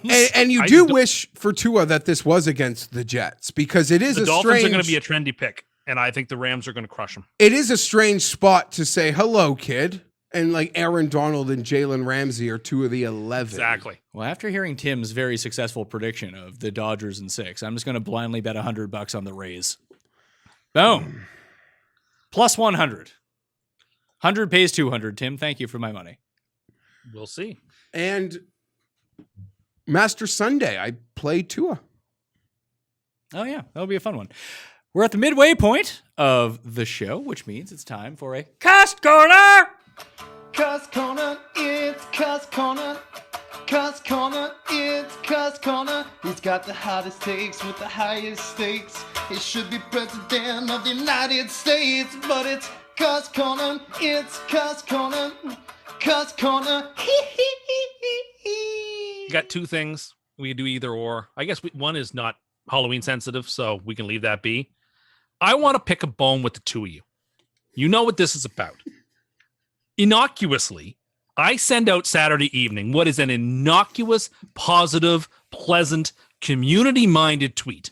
Namely, and I believe this to my bones, if you can, you should be giving out full-size chocolate bars at Halloween, particularly this Halloween, when we've all gone through a really tough year. If you can swing it, if you can afford it, or if you don't live in a neighborhood where you're going to get 500 kids, even then, you should give out full-size chocolate bars, candy bars, if you can.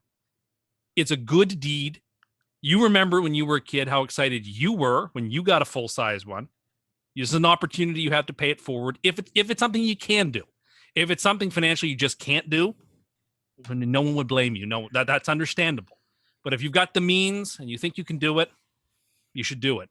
I think it's the right thing to do. So I tweet this out, and you two start ripping me apart like I'm a Rockefeller by suggesting that. Well, you're not Rockefeller. You're Tim Too Rich. This is a classic. No, see, that's this is a foolish. classic That's rich foolish. person move, and it's not even a rich person. Like it is a rich person move because they just don't. They don't even know they make little candy bars. Jeeves, go get me some large candy bars, please. Go get me 100 candy bars. That, or it's a person who doesn't have a lot of money who wants to show that they have a lot of money.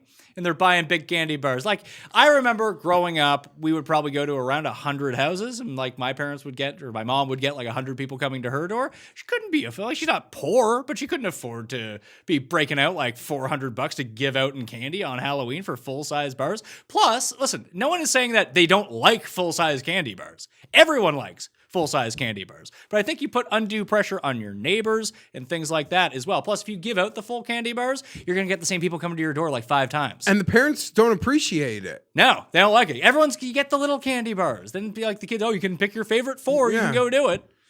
Tim very clearly doesn't have kids, and B has never bought Halloween candy to give out in his life. And I guess this year... Nice thing to do. Tim, do you have kids? No, I do not. Tim, have you ever bought candy to give out at the door? Yes, I have. Have you? Yes, I have. When? Once. 5 years ago, I was by myself at the house that I was living at the time. So I needed to procure the Halloween candy. Did you get full candy bars? I didn't, and I regretted it. Could you have afforded it at the time? It would have been a stretch, but you know what? It would have been nice, and I would have felt good about myself. And like I said, and that's why I said there's a huge caveat in that tweet, which was there, and you guys willingly overlooked it, which is if you can. Not everybody can for a lot of reasons. No. Hold on a second. You can't keep putting your subliminal messages somewhere in the middle of it. You're saying this shit because this is what you think everyone should do. That's the reason. That's the reason to say it, or there is no reason to say it. In an ideal world, if you can't, Pat gave you a bunch of reasons why, even if you can, it's not really ideal. You get kids showing up, the same kids showing up 5 times. And I think, as a parent, I don't think the parents want to see a full-size candy bar. Like, you got 100 minis. I mean, I would, because I would probably take the full. I would take the full-size candy bar. Agree with that.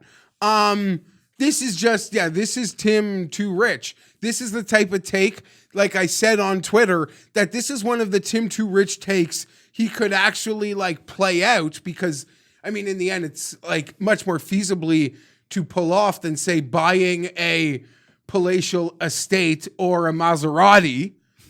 Maserati doesn't even cut it. Not a luxury car. It is. It's not a jet. So he could pull this off, but this is also the type of take that like Tim, who sees himself as an everyman, like everyman be like, no, you ain't me, man. This is Tim trying to show up his neighbors too at the same time, being like, look how much money I have. I'm Tim too rich. This is a pure motive in that I think it's not a pure motive. The kids' Halloween happier. I tweeted this out just before we came on the show, something Tim told us last night. I can't imagine going out for a steak and not buying dry age. Next one, to me, at a steakhouse, price isn't any object. So this was my second point, but I was going to leave that for another time. You're Tim too rich. No, but I think my point stands. Your point doesn't stand. At the moment I presented you with expensive steak options, like, well, not that expensive. So which one? So which one is it? At like shitty steak places, you're fine with it?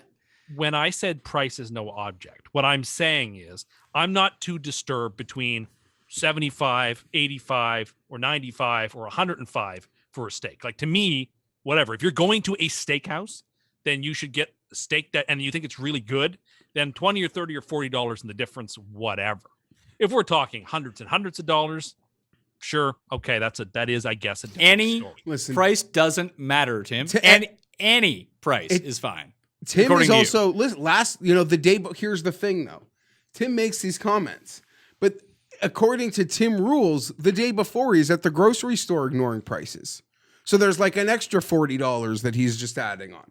Or like just spending. And here we're at the steakhouse. It's another $58. He's Tim too rich. These things can add up. Like, yes, once in a while, but you literally take this motto to every aspect of life. No, I don't. Tim I too do rich. believe there was a time to be economical and thrifty. When are you economical? Every example that we've pointed out is just you wasting money. Even when you buy 4 colas for $4 at the local 7-Eleven, that's not economical. That's lazy. I support you, Tim. Thank you, by the way, Paul. I knew you would. I liked said tweet, and I think these guys are just being too cheap. I think they're kind of funny. The people who have kids have a certain stance on this, and the people who fucking don't. I'm the one handing out candy.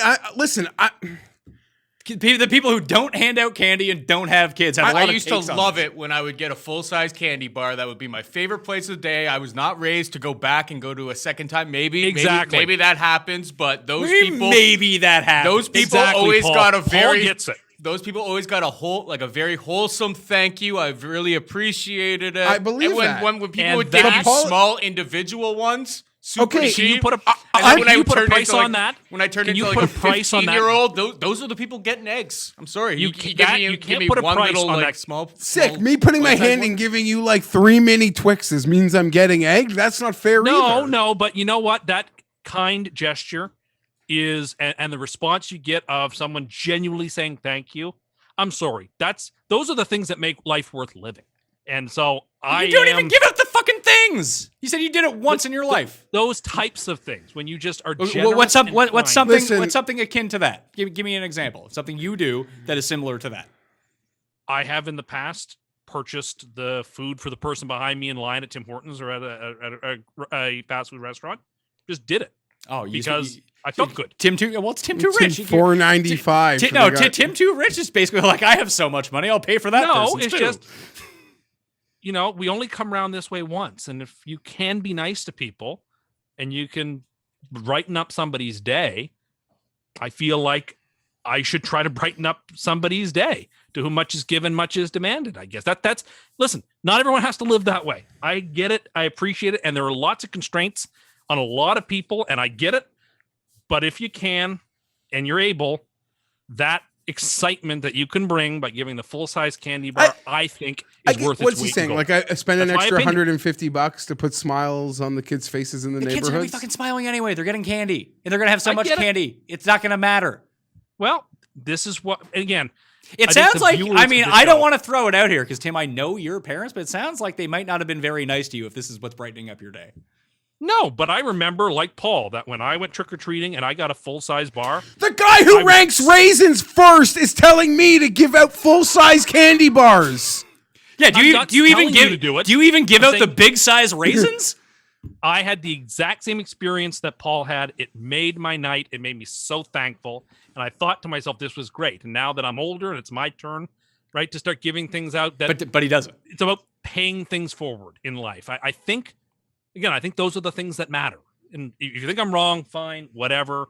But I think that trying to brighten up somebody's day is kind of worth it if you can. But if you can't, like, it's not like, oh, you've done some terrible thing, like you said, Geoff. You give out 3 Twix, little mini. But that's how you're framing it. You realize that? No, I'm not. When you say what you say, that is the framing that it comes under. That's how people receive it. It was just like earlier when you said that Sam Darnold's the best quarterback in the game. If you wish, people read it one way. Maybe you meant it the other way, which is not true, but you had to backtrack from that. But the way people read it was one way. You are not reading what you're putting out there because you're so rich, you don't even understand how people interpret things anymore. No, you just live in your own world of wealth, and we get that. That's the fine. Opportunity now to expound and dilate on what I was saying, and that is precisely Paul summed it up better than I could.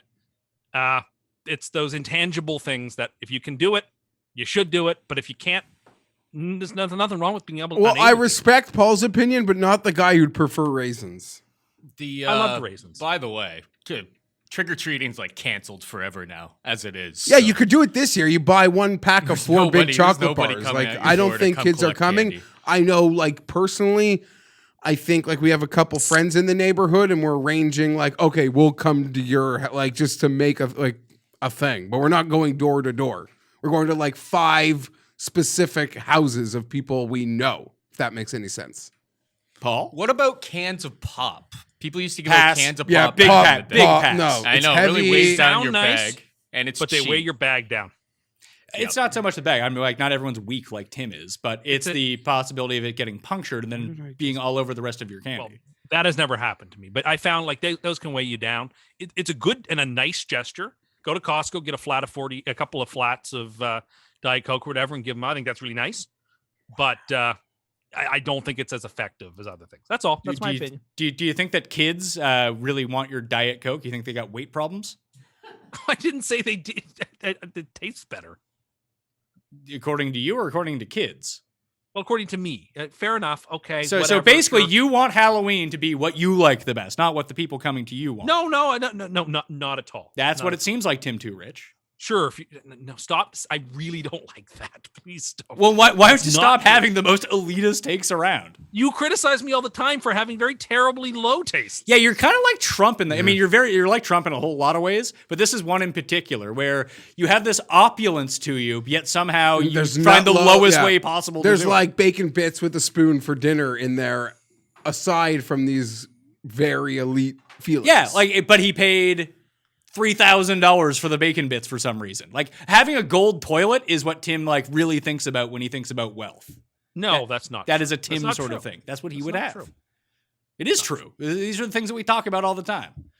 Anyway, I think the listeners and the viewers will be on my side and Paul's side on this. That's my contention. I guarantee you they will not be. Already in the feedback from your original tweet has indicated you are not a man of the people here. In this, I'm a man for the people, if not of the people. And the take isn't that people don't prefer large candy bars versus small candy bars. Everyone prefers large candy bars. That's undeniable. But Tim's just trying to show up his neighbors. That's all. Well, isn't there just a simple logic of if people prefer X and you can give them X? No, because you don't consider other people. There's something simple about it. You don't consider other people and the ramifications of doing that to other people. I mean, I'm mostly concerned about the externality of you're concerned about you. And we know that. No. You're just a very selfish person. No, yes, you're very selfish by giving. Yes, I understand. Yeah, but you need to give the most. No, you don't give. You're selfish in demanding what the parents in the neighborhoods participating need to give for something you are not participating in. I think there's something else going on here. And I just that you what's going on? You can't just see the gift for what it is, which is an act of kindness. You don't need to dissect and rip it apart. Why do we have to rip it apart? Like, no one's judging anybody's parenting skills by giving out a full-size candy bar instead. Someone's just making an act of genuine kindness.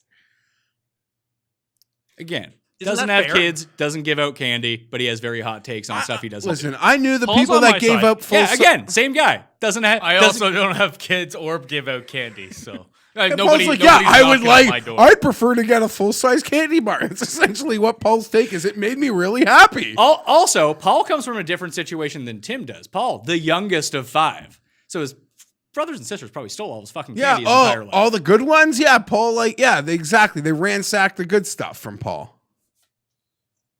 Story's true. Yep, that's a true story. Well, that I have to say that is not an experience that I had. Lucky to have what I had.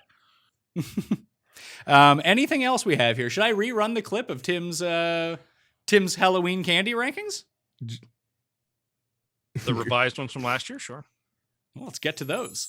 Halloween has become a important part of this show and the sort of connections that this show has made with the fans. Last year, I put out a definitive listing of the best Halloween candy, and I would say of all the lists I put out, that had the best in terms of like SEO value response of any of you still don't quite understand SEO value, do you? Besides having Googled what it actually means, like SEO, you have no idea what it is, do you? It had search engine optimization. But then why would you think that your tweet would do well with this? I don't know, but it definitely, I think it had the best response rate of any tweet I had. So it did. You did get pretty ratio. That's true. Oh well, whatever. But I figured since this is the last show before Halloween that we're recording, that I would come up with another Halloween themed list, and it would be the best Halloween themed movies. Now, hold on. I want to go back to the Halloween candy list in case people missed it. The show is bigger than it was 1 year ago. So, Tim, your definitive rankings, if you would like to update them, of the best candies at Halloween. Coming in, Geoff, at number 1, candy corn.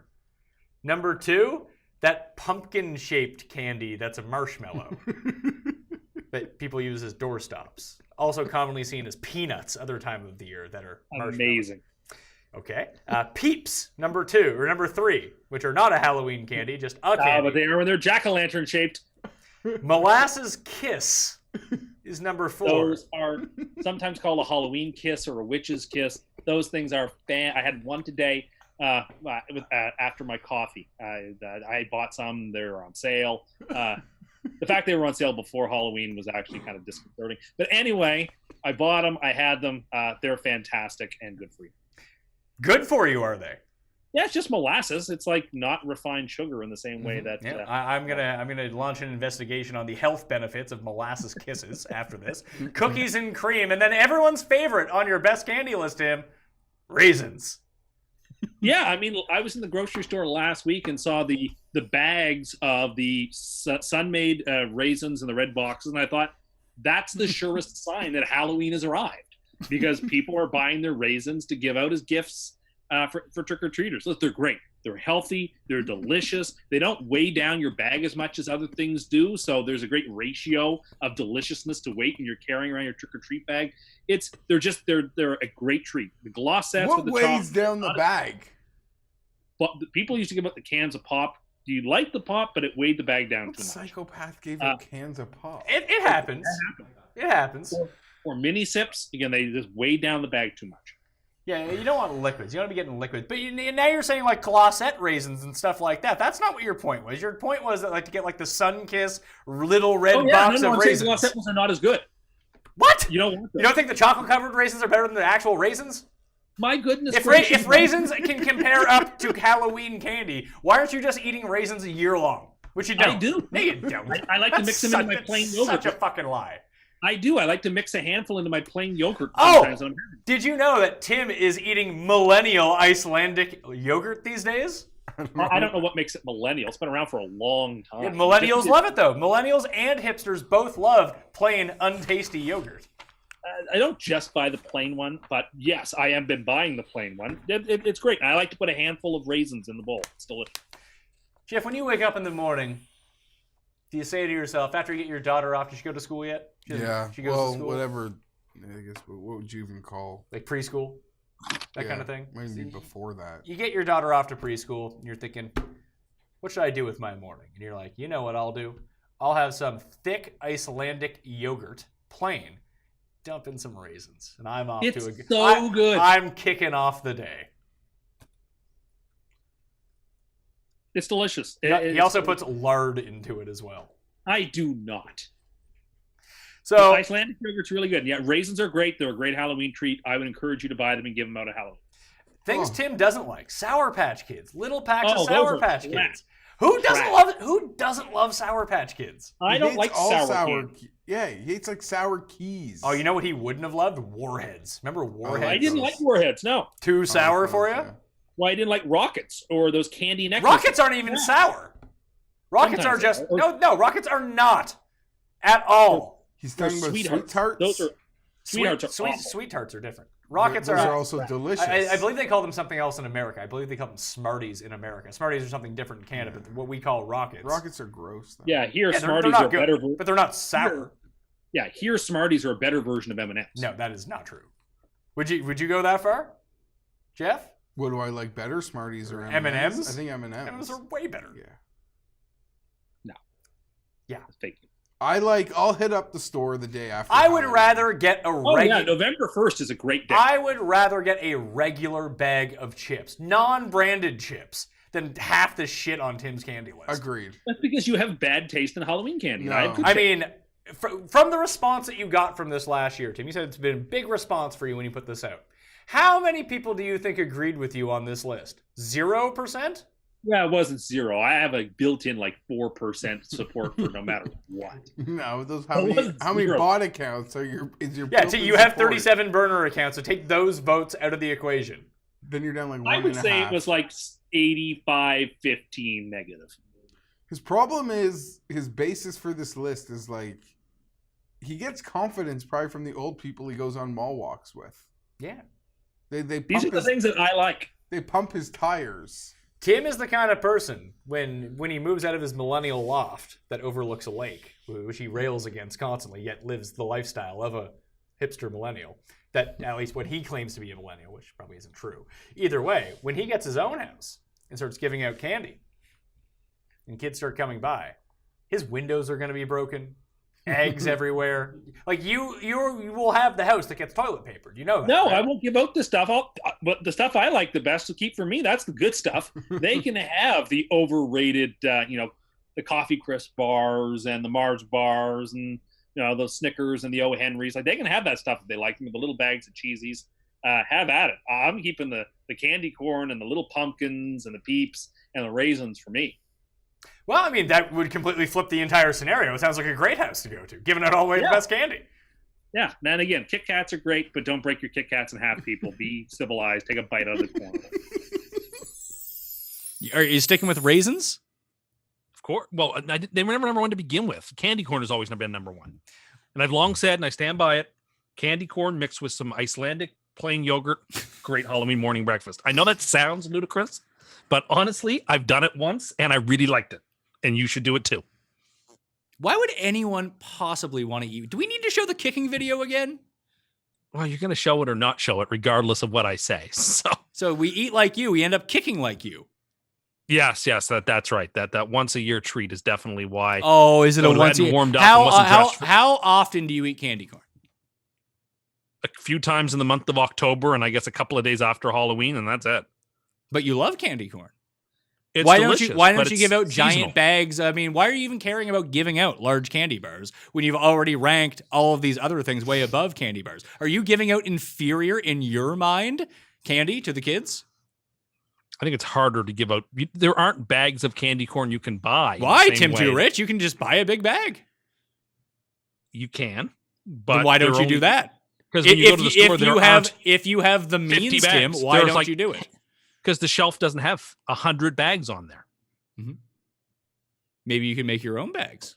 And God forbid, right? I asked one of the clerks to go back and look to see if you have more, because that's the greatest crime I could commit. So if I took, You know who all agreed the- with us? People that work in grocery stores. Yeah, okay, some did. They Some know didn't, they know what's out back, Tim. You fucking don't. And they're telling you, no, we don't have that. Are you sure, you liar? Is basically what you're saying. No, I like to be humored. Then to take a double look, because They you can all have. make You mistakes. realize they have things to do, right? Well, you can always look, and like I'm the customer. So It's a lot like being, and the customer isn't always right. That's something I don't know who came up with that. By the way, sounds like somebody who like ran Macy's or one of the department stores. See, I don't think so. It seems like a real mom and pop type of thing for someone who didn't run a giant corporation. Turns out, don't need your fucking business. Someone else coming in your place. Especially like people like you who are I mean, maybe you are. I don't. Is Tim the ideal customer or the unideal customer? Because I am a loyal customer. he's looking through like coupons, but at the same time, he doesn't care what he spends. If you treat me he's probably right, I'll come to you he's for the probably rest ideal. of my Brand life. loyal. He's loyal. Yeah, I would say Tim is an ideal customer, But not He'll- for customer service. He will purposes. come back to you instead of checking out that new like trendy place down the street. And I would like to say that I go to the bay. I love the bay. I golfed with someone on Friday who I hadn't seen in a long time. Old friend, I guess current friend, whatever. They gave you COVID. Quick question, like off the top, like he's like, listen, like I don't want to bug you about this like a lot today. I think like I'm gonna spend like 3 hours talking Masters or something. He's like, is Tim real? Like he's real, right? I Like get it's this, real. I get this It's question the a lot. first question. 90% of the time, it is the first question I get about the dynamic here.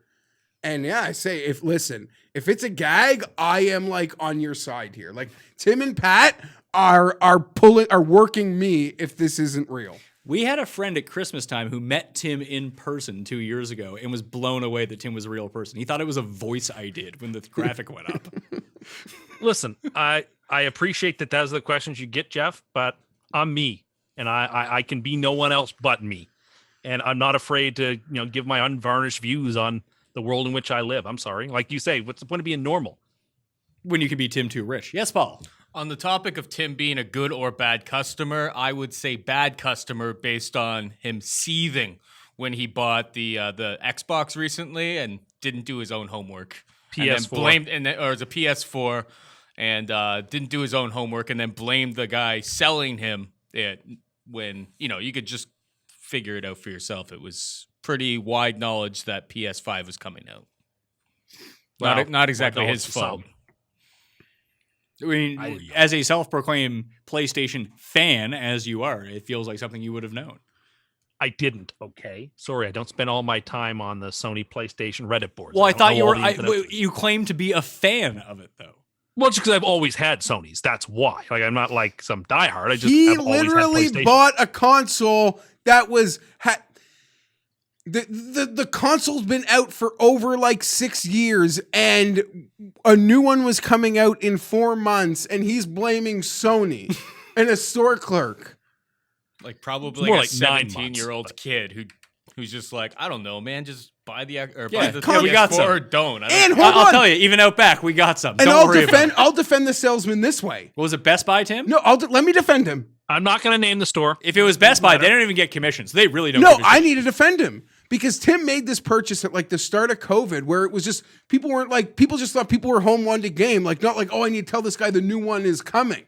Like it was just like there was an influx, people looking for used PS4s at the start of COVID. So he didn't feel like he needed to give you the whole like brand analysis. Why can't I play everything through my phone? Maybe soon. Like, why can't my phone be the controller and I just have like a little thing and I can just bring my controller? Because why everywhere? would they not want to sell you a I piece get of that. hardware for I- $60? I get that, but they could just sell the app for $60 and then they don't actually have to manufacture anything. Yeah, I guess. Late games. Your team. Chargers at Denver. What? Wasn't there a special moment here that we were supposed to be doing? Yeah, we're going to do that during the course of this. Oh, my bad. I'm on top of it, Paul. This is what happens when you miss the production meeting, Paul. I thought it was part of the Top Cat Corner. Chargers at Denver. Denver, 3-point underdogs at home. 44.5 is the over-under. There's only one person who should be speaking on this, and that's Tim. Tim, tell us about this game. I adore Denver in this game, I have to say. After really beating the Patriots and playing well, they made a million mistakes against Kansas City. That game that defense held for a good period of the game. From what I saw anyway, I mean, I didn't watch a ton of that game, but when I was watching, it seemed like Denver was fighting tooth and nail with them. Just they couldn't get the breaks. It's been the story of their Fangio life. I kind of like Denver in this spot. I think that they're it's a home dog in division. I love that to begin with. I get to take them all the way to 10, so we're going to do that. Ooh. And I really think Denver's in a good spot here. I think the world is going to love the Chargers. I think Denver is a profoundly dangerous team, and watch out for them. I was impressed that the Chargers were able to cover last week against the Jags. It really showed me something about their moxie because it looked like for a while they were going to give it away. But just they kept coming back. I guess the one thing is, do I think that Denver can slow down the offense? And I think that they can. I think their pass rush is still pretty good. The offensive line on the Chargers is not very good. These teams, in a way, are very similar, except the Chargers are like upgraded at offense versus where Denver's at right now. Like Herbert's better than Locke. The receivers are better on one side. But like defensively, they kind of do the same things really well. Would you say that's fair? Yeah. They both have bad offensive One lines. thing is key, though. It makes it a real money bet. If Bulaga and Trey Turner finally play, What if they don't? then a lot of what you're saying is true, and it becomes the toss-up that it feels like it is, maybe with an edge to the home team getting points. But, yeah, I like where we are, and let me put it this way. I got notes, so I don't want to forget anything. I know off the top of my head. When Marty came to town and became my football coach, he created a vibe around something. Okay, here's the thing. We're either going to open the thing or we're not going to. No, We no, don't no. have time for a 10 minutes. Here's Chargers trends from 13 years No, ago. that's not Chargers trends from 13 years ago. There was an installation of something that changed the vibe, and he created like Raider Week. And Raider Week stuck with me, and it became personal. Well, fuck Raider Week. Raider Week is dead. Raider Week doesn't mean anything. It's Melvin Week. And I would like to propose like a bounty scale that maybe I should tweet every Charger on my defense individually. So here's the thing, Greg Williams. Yeah, really. No, I'm putting out a bounty. Here's the thing. I'm putting out I a think bounty. that you might hate Melvin Gordon more than like his friends on the team. Whatever. We're going to bottle him the fuck up. Although What does anytime the owner's son think? anytime Melvin touchdown might be a fair bet because they'll probably try to, Well, does to make Lindsey that happen. does Lindsey play or does Lindsey not play? Because if Lindsey plays, he's getting the majority of the work here. Because he's way better. Probably. That's not saying much. So yeah, a sliding scale, what? Boys and Girls Club of Los Angeles, or what? Like maybe they like Chabad Jewish charities in LA. I don't know who I should donate to, but tackles for loss. I'll sell one of these Otto Herberts and donate it right to charity if the cart comes out. Jesus Oh Christ, my man. goodness me. Right to charity. How much are those Herbies really even going for right now, though? You may have to wait for some value. No, I'm serious. Jeff. Bounty Gate with Jeff. Jeff. I'm not Greg Williams. I'm just a guy at home, but I want them to know I that will give the following charity blood money if they take out Melvin Gordon in the football game. yeah. If the cart comes out, donations get made. That's dark. Darker than normal. It's only, I did it's not only see this football. coming, I have to say. Every week, you always think you're prepared for what I'm going to say, Tim. You always You're think right, you have a and beat. somehow- You always think you got a beat on me, pal. You don't You're want right. Tim, you don't want Tim beating on you. Let's see the thing. We need to do the I just wanna unboxing. I'm see- getting yeah, excited. so I'm excited. It's You're picking the Chargers. We know. Bronco weeks become like personal. They weren't in the cards weren't in that UPS ditch like you thought they were. No, I wish it was Chris Harris was playing. I wish he got a chance The to go fantasy back to football Denver. podcaster or the player? I'm not familiar with the podcaster, so I'll stick with the player. Imagine if Jeff opened this up and it was a Joe Burrow card. What, that would be valuable. I could sell that for Herbert. Yeah, you'd be real excited about that, wouldn't you? What do you think's happening here? I know what's in here. So I'm gonna give you a little lesson here. Okay, well, let's see these. So we could just show you what's up. They look smaller, like they look bigger in your pictures. How many of these do you have? Good God. Well, here I have a bunch. In total at home, I have 41. Oh my God. And these are like $400 a piece? No, that's a lie. Some of them are probably worth a couple bucks. These are some nice ones, but I just want to give you like just a basic quick lesson just so you could see. So this is what would be called like a base, like just a base card. That's a Herbert mosaic base. Hold them up to the camera. Yeah, I'll hold this one up right here. This is Right? a mosaic base. nice Yeah. There's a new quarterback in charge of the Chargers. That is a horribly written sentence. And that responsibility goes to Herbert, Tim, next in line to take over in Los Angeles after the team parted ways with longtime starter Phillip Rivers. The 2020 first-round pick out of the University of Oregon has the game and confidence to handle the job. What? That sounds like it was like ripped out of a program for a game. Forget that part of it. No, You're slowing things down. I'm now. I wonder who writes copy on the back of these cards. I find Elaine that Bennis. it's probably the guy in the Vietnam costume. Who was that guy, Tim? It's hard to sleep when you're kicking in a skull. So what's essentially is here's the exact same card, but this is a silver prism. Okay, so this is the silver prism. Yeah, that's the base. And this is the base. So this is the base. This is the You silver. can see there's It's the silver prism. and you can see that there's like a glow to it, and on the back, even under the Yeah. number, it says prism. One is more phosphorescent than the other. So just to stick with this, because they do this in all different variations. His stats are even better on this one on the back. Now this is a disco. Same card, just a different variation. But better? Like yeah, it's got a tin. I would still say the silver prism appears to be the most popular. That one's too busy. That one Yeah, looks, yeah. It's called the disco. And then I guess here that's very kinda- similar as well, like a red prism. But it's all the same card, just different variations. Now, see, that I like. The red prism to me of the four is my favorite. Red prism, silver prism, gap, base, DFL, disco. Red Prism's officially Ender Curse, so sell them all. you know If that I could get a red prism Trevor Lawrence New York Jets card next year, I will be a happy camper. Okay, so I've got, those are ones, of the silver prisms, I think I have 3 or 4 of them. For whatever reason, it's the real popular card. this one. No, this one. This one. Yeah. Which one is the best to put in your bicycle spokes to make real cool noises when you drive around? The base card, because it's worth the least by Now, far I margin. reached out to DraftKings about budgetary concerns for this show, and they told me I didn't have it in the budget. But the plan was for you to hand these to me and me to light them on fire. But I don't want to. I don't know how much these are worth, and I'm not rich. I'm not Tim. You need a blowtorch to get through that plastic, too. Oh no, I was just gonna. I was gonna have like a little thing of gas and just go. Those be would like, all be. "Ah!" Listen, I would like to say those would all be relatively replaceable. You got to know, I made all these purchases where I was the third in the litter. I was cheaper to buy than Burrow exponentially. I was cheaper to buy than Tua.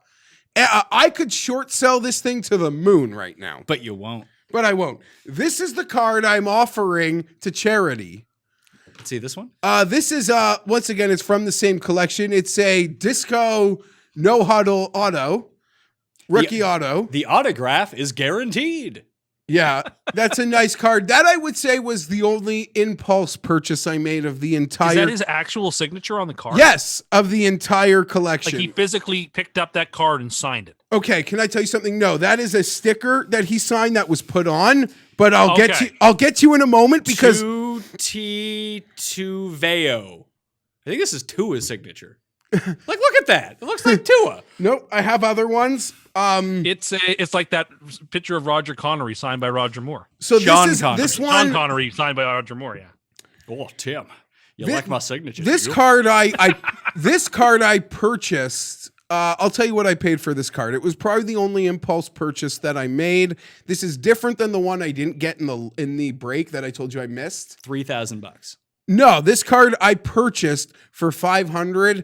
It sold on. Oh my God, 500! And if I give out candy bars full size to make kids Halloween happy, It sold I on. am a rich It guy. sold You're on. spending it on a card. That's an investment. Jeff. It Too sold on Sunday for $720, and that actually disappointed me. I thought it would sell for more. So this card, so this is the card. If the cart comes out, I will offer this card to the Boys and Girls Club of Los Angeles. Which I can't imagine they want to accept the money of that circumstance. This is another. Oh, that one has a fancy case. Is that Yes. one of the fancy cases this, that you bought? I tried to buy. No, this came in the case. Oh, okay. And I tried to buy a couple more for this one and another one. This was given to me by Nicholas in Florida. Was it Nicholas Pickles? And you had to ask, is that his real name? I'm not sure, but I really St. Nicholas? I appreciate this. And if you look at that one, Tim, Oh, that's a good one. That's a 10 of 25, right? You see that there's only 25 of those in existence. Rookie roll call. Yeah, rookie roll call. Nicholas. Nice case. Nicholas knows about the. I remember. Nicholas told me he was hunting Tuas and got that. Well, guess what, buddy? That was the gold mine, I think. I love this. I love it. I love it. That's also a real autograph, but that is a stickered autograph that is then put on the card. Now, Tim. It's 2020 certified too. Yes. Now, the next two are actual on-card autographs. Oh, those ones now, are. now I'm interested. Yeah, but they're college cards. Yeah. Okay. On-card autographs. This is from a brand called Immaculate. I would say to purchase a box of Immaculate would probably cost close to $1,000, and there's like 6 cards in the box. Okay. And you got 2 of them. I'm embarrassed to say what I paid for these for what they're going for right now, but we're talking short sell. These are autographed. You can't talk short sell because you're not going to sell them. You're right. These are Except for that one. If Melvin gets carted off with a blown ACL. These are what we call RPAs, rookie patch autos. And let me say this. A lot of people like the jersey cards in general. I would say this year's pro NFL jersey cards, I wouldn't be investing in because I think the Charger ones are fraudulent because it's the old jersey that he's never even been photographed with in. So I don't know where they're getting those. So I decided I'm into the Herbert Oregon jersey cards because Oregon has a beautiful jersey. And as you can see here, there's this one, the case is a little dusty. I'm trying to buy a new case for that one. After catching wind of Nevada offering Herbert a scholarship, Oregon sprang into action, extending one to the Eugene Kid a mere 4 hours later. Herbert wasted no time, quickly committing to the hometown Ducks, and in 2016, he became the first true freshman to start at quarterback for the program since 1983. Okay, and if you look at that one, Pat, you'll see that's a 3-color patch. Like we have we have yellow, black, and green. 3-patch auto, and that one is numbered to what, 99? What's the number on that? Number 104 on the back of this one. No, but on the front, it's serial numbered. 21 of 99. Yeah, and so that's cool because you could just get a patch that's just like green, and that would be boring. Right? That is like a piece of the numbers, so that's exciting. I gotta ask you. One more. Imagine if you would put this kind of study time into your education. Well, it doesn't work like that. And then this everything about this shit. No, I actually don't. There are probably people that really know about this and can like make corrections. Like the guy you want to help buy Burrow cards? That I have said. So here's the last one. This appears to be a bit of like the shoulder wing on the beautiful Oregon jerseys.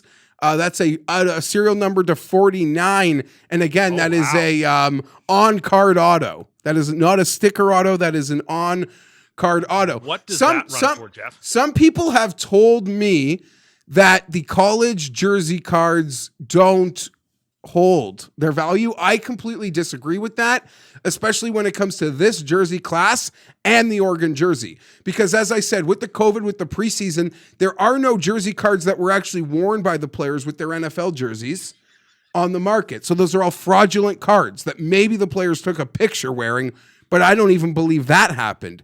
And the Oregon jersey is just so beautiful that there's a collection of them. In closing, I want to say there was one of this from the Immaculate set that was number 1 to 5 that had a piece of his Rose Bowl patch, and it was going for $750, and the guy could not sell it. He was trying to sell it. He couldn't sell it. And he's so lucky he didn't sell it because here we are like 3 weeks later and he could probably pull over $1,200. And I'm starting to regret not should have got a making loan from an your effort. good friend, Tim Too Rich. Making an effort to buy it. So that is just a couple. These are some of the higher or the nicer ones I have, but it is a 41 card lot. After a successful junior season, Herbert was faced with the option of coming back or heading to the NFL. The quarterback ultimately decided on 1 more year with the Ducks and strengthened his standing as the program legend. In 2019, he joined Tim's friend Marcus Mariota-san as the second player in the program history with 10,000 career passing yards. Telling you, big money in copywriting on the back of cards. So yeah, we'll see. And you want to know the honest truth? I might You were not being truthful with us as you were breaking down card by card. No. How Sorry, I don't know. awesome would it be if he made up all of that? No, I didn't make All up that anything. just Like made for up. example, I paid $175 for this card. You got to hold it up higher than that. You're just showing it to me. The Was last this one the you actual showed. autograph on card one, Geoff? Yeah, one of the 2 college ones. I paid $175 for each of those 2 Immaculate college auto cards. And there would easily, I think, clear like 300. Is that today. the one that you offered up as a bounty on Melvin Gordon's head? No, that is that card. I'm not. That's the impulse buy. One. That's the cherry blossom at the checkout at the. That's one that I bought that I just knew he's going to play another game. It's going to be worth more. I'm just going to buy it now. I might. This is the problem, Pat. And then we're over. Then we're over. You're hooked? No. Well, okay. So there's two problems. Problem number one is I got in at a great time. I mean, there are probably people that got in better, but I got in before like the prices got so high. The problem is the really high-end releases haven't come out yet. So now those come out in a couple weeks, and Herbert might be the most sought-after card in the highest end card release. So that's going to cost me a fortune. Bryson hopefully can win the Masters. I have a PS5 to pay for. I have 2 children. November's a shit show. Chargers are 5-1 ATS this year, and I'm 6-1 on my SUPERLOCKS. Good thing you don't celebrate Christmas. Good thing I don't celebrate Christmas. You said I'm addicted forever. That's my concern. Do you know what my concern is? Because I said these are just Herbert cards. It's Herbert rookies. Just a little bit of Herbert. Just a little bit that of ends Herbert. like that ends after the rookie season. That ends. But this is my fear. It's like 2040, and I'm like celebrating like my 55th birthday or something, and my wife's buying me this like Rose Bowl rookie patch card that I've been looking at the internet for like 15 years in its progress. I don't want to be there because the hunt for some of these cards could exist forever. So I am fucked if we're still on this road. I want to just get off. After these high-end releases, I'm done. Sure. That's the plan. Sure you are. I hope so. Paul. What are the odds that Geoff has secret cards? Oh, 100%. I have 40. I sent you a picture with 41 Herbert. Yeah, Herbert yeah, because you're putting that I out bet- publicly, so people don't have to be like, why do you have 5,000 of these cards? How many are you hiding? How many PGA ones do you have so far? How many Danny Willett rookie cards do you have? I'll make a confession. I have no PGA cards, but I probably thought, like, just for my own content, like, I could probably buy a case and just rip them. You could probably write that off. I for the PGA cards, I might be doing something where I'm going to spend money I didn't anticipate spending. You know what? For the sake of you. How about I'll pay for them? We'll do it on the show. We'll do something. We could do something fun, although I think it could be a high-end release, so I don't want to commit to anything. Let me ask you one more thing. Yeah. You taking the Chargers? Oh yeah, we got. If yes, I'm taking the Chargers. We're 5-1 against the spread. We win this game. I get to have a game. Then I get to go to Raider Week with a chance to be 500. You get a chance to go to Raider Week with the opportunity to look at the week you don't playoff care about machine. anymore. Yes, yes, you got it. I think I really said everything I want to say. I'm just. It took you less than 20 minutes, so I'm actually impressed. Okay, in closing. I wasn't even on the team yet. I wasn't even in the foxhole in 1988. What was in 1988? The last time a quarterback probably ran for more than 12 yards on a play for the Chargers. I watched a quarterback break the pocket and run for 31 yards. I melted inside. I melted. And then for the second time this year on a goal, on a inside the 5-yard line rollout, a play broke down, and he just put his head down and went in the end zone. I love Phillip. My daughter's middle name is River. We will die together. But this is just something that is so different, and it I heard that fills me. I heard that wildfires evacuated him from his home. Yeah, I want to get to I want to get to Denver quickly and have a practice week there. I don't know if that's allowed in the COVID world.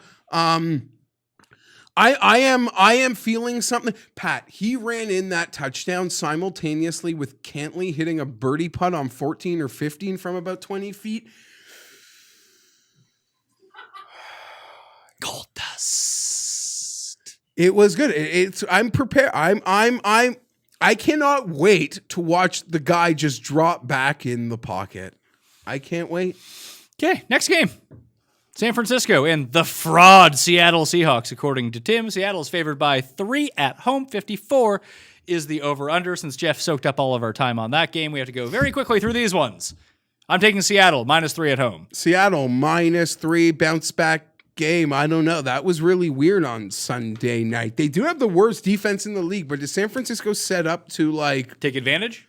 of a horrible passing second? The biggest advantage that San Francisco has in this game is their pass rush is still incredibly good. And actually, I don't know if that's a big advantage or not, because everyone gets pressure on Seattle because they don't have an offensive line. That just because your pass rush is especially good, does that really make a difference when you can't stop anyone? Seattle can't stop anyone on their end. Seattle's going from pillar to post. Niners knock them out. Niners are teasing Niners up to 10.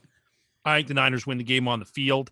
Seattle, again, has lived very charmed lives. Eventually, their luck was going to run out. Wilson went from being a minus favorite to win the MVP to only being a plus favorite. Yeah, he's only the only the MVP favorite. He's no good. Yeah, but That's at this your point take? right now, I think it would be kind of silly to think he's going to win it. I don't think he's going to. You do that on a primetime game, and on Sunday night, that Yeah, you do it Some on a people remember primetime that. game, Jeff, on Sunday night in Week 7. No way you can win MVP. Well, I'm just saying, if you look at Mahomes at plus 450 and Wilson at plus 100, if you don't think Mahomes is a better bet right now, I think if you are betting the MVP before Week 8 of a football season, you're probably a fucking moron. well, be that as it may. The Niners have, after a couple of ugly games, the Niners have sort of rounded back into form. They played great last week. They not just great, they played excellently in New England. The week before that, they strangled the Rams. The Rams are a really good team. The Niners are being people are not giving the Niners enough credit. I'm glad to see Seattle's only a 3-point favorite because I think the Niners and Seattle, you can't pick between them. I think they're two very equal teams. If the Niners were fully healthy, the Niners are definitely a better football team. Seattle lives too charmedly. I'm taking these teams also always seem to play super close, crazy games. Give me the points, give me the Niners, and I think the Niners knock them out. I don't think the Niners can keep up. That'd be my biggest I don't thing. know that Seattle can stop anybody. I think they can they'll find a stop. I think they can make enough Yeah. stops, and just it's not even just the defense that's so banged up for the Niners. Although, like I said, the pass rush is still very good. Like Debo's not playing in this game. No Mostert, no Wilson, potentially no Coleman. Like it's tough going out there for them, and they are getting like their offensive line has been very good, but Seattle can't rush the passer anyway. So you're kind of wasting your best attribute on something that you were going to stop them regardless. So Aren't all the running backs out? it's going to be Jarek Coleman might be back, and Jermichael Hasty. Yeah, the guy that was great last week is out. Mostert is out. Yeah. And I think Debo being out is a much bigger deal. Yeah, for I that. don't. They're going to score 21 points. Can they stop Seattle from scoring 40? I don't know if they can. I'm just with you. I think in the end, Arizona can. I don't know if San Francisco can. I agree. All right. Next game. New Orleans and Chicago. Is this going to be like the least watched 4:00 game of the year? This one sucks. The Chargers will play the Jets in a couple weeks. Oh, so yeah, I guess that will be the one. Chicago. Jets and Dolphins played last week or 2 weeks ago, 4:00 game. Bears 4-point dogs at home, 44.5. I really want to take the Saints, but I think I'm going to take the Bears. Can I ask, The Bears suck, but I think the New Orleans might be frauds too. But aren't you going to wait if you like the Bears? Like, can't this get to a 6? I don't know who wants to bet on New Orleans at this point. Were you on Twitter last night? Because they're like I agree. Chicago might not. They're not 5-2, but they're such a stank on that. And I would argue, how many times would Trubisky have been pulled from that game? Why didn't Foles get pulled? Because you made the move. Criticize his coach. But in that game, No, he did not criticize his coach, Bob Greasy. He said, was it Bob Greasy or Brian Greasy? Brian Greasy, right? Brian's in the booth. Brian, Bob's retired. Yeah, Yeah, Bob's like 90 years I old. like Brian. Either way, he was the one who said the story about Nick Foles, which he was probably true in reporting, but Foles was like, that's not what I said. Do you know the last time, 2 times ago, the Chargers drafted a first-round quarterback, we lost to Greasy? I'm thinking of Gus Frerotte. I was thinking Brian Greasy got celebrated and knocked himself out, but that was Gus Frerotte. No, that was Gus Frerotte. And I want to just for no reason say Greasy was the 3rd QB taken in Manning Leaf. So he was the second best QB. Yes, that's sort of what I meant. So I lose every quarterback thing. Yeah, the Bears in that last night, I think there's such a stank on them. And it's like, well, the Saints will still score X, and how many will the Bears score? Just remember, I would have shut down played the Buccaneers 2 weeks ago. I would have played Trubisky against the Rams. You need a quarterback that can move sideways and maybe get you 4 yards on first down because of it. I agree. Like on abortion. Sorry, like aborting the play. Like, I don't know. Like everything matters. And they were doing nothing. I want to take the Bears though, because I believe no one wants, like the Saints are public, and as much as you think no one wants to bet them, I disagree with that. I just feel like no one wants to bet this game. No one likes the Saints right now. No one likes the Bears right now. And they're both, 5-2? But yeah, and Tim makes a great point. They played a great game 2 weeks ago at home versus Tampa. They held them to 14 points or something? And I think 19. and I think there could be some similarities. I don't think that Emmanuel Sanders, Tim's buddy, and Michael Thomas are going to play in this game. So it works one of two ways.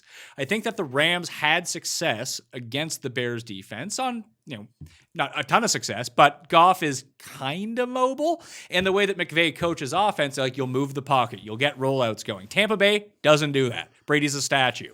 Drew Brees, kind of a statue. He's not going to be doing a bunch of rollouts the entire time. So I actually think along those lines, that's a very similar matchup in that way. Except Tampa Bay can actually go vertical on you, and it doesn't seem like the Saints can do that right now. Unless you think Kamara kills them out of the backfield. No, they can't do that. Or you think the Saints defense is kind of back and they only give up 3 points. The only times in which the Saints try to actually go vertical is if they're down big, like in the Charger game. Yep. That's the only time they say, okay, now we're going to go vertical. They do not want Drew Brees throwing the ball 20 air yard plays. This feels like under, right? 44.5 is the over-under. This reeks of under. That's got to be the smallest of the... no, Pittsburgh, Baltimore could be low. No, Dallas and Philadelphia is shorter. Yeah, New England, Buffalo is 43.5. I actually like the over in that game. Yeah, I think that if you take the Bills minus 3.5, you just parlay it with the over. Because both those things hit if the Bills cover, I think. Tim, who are you taking? I am taking Chicago. All right, so round to Chicago.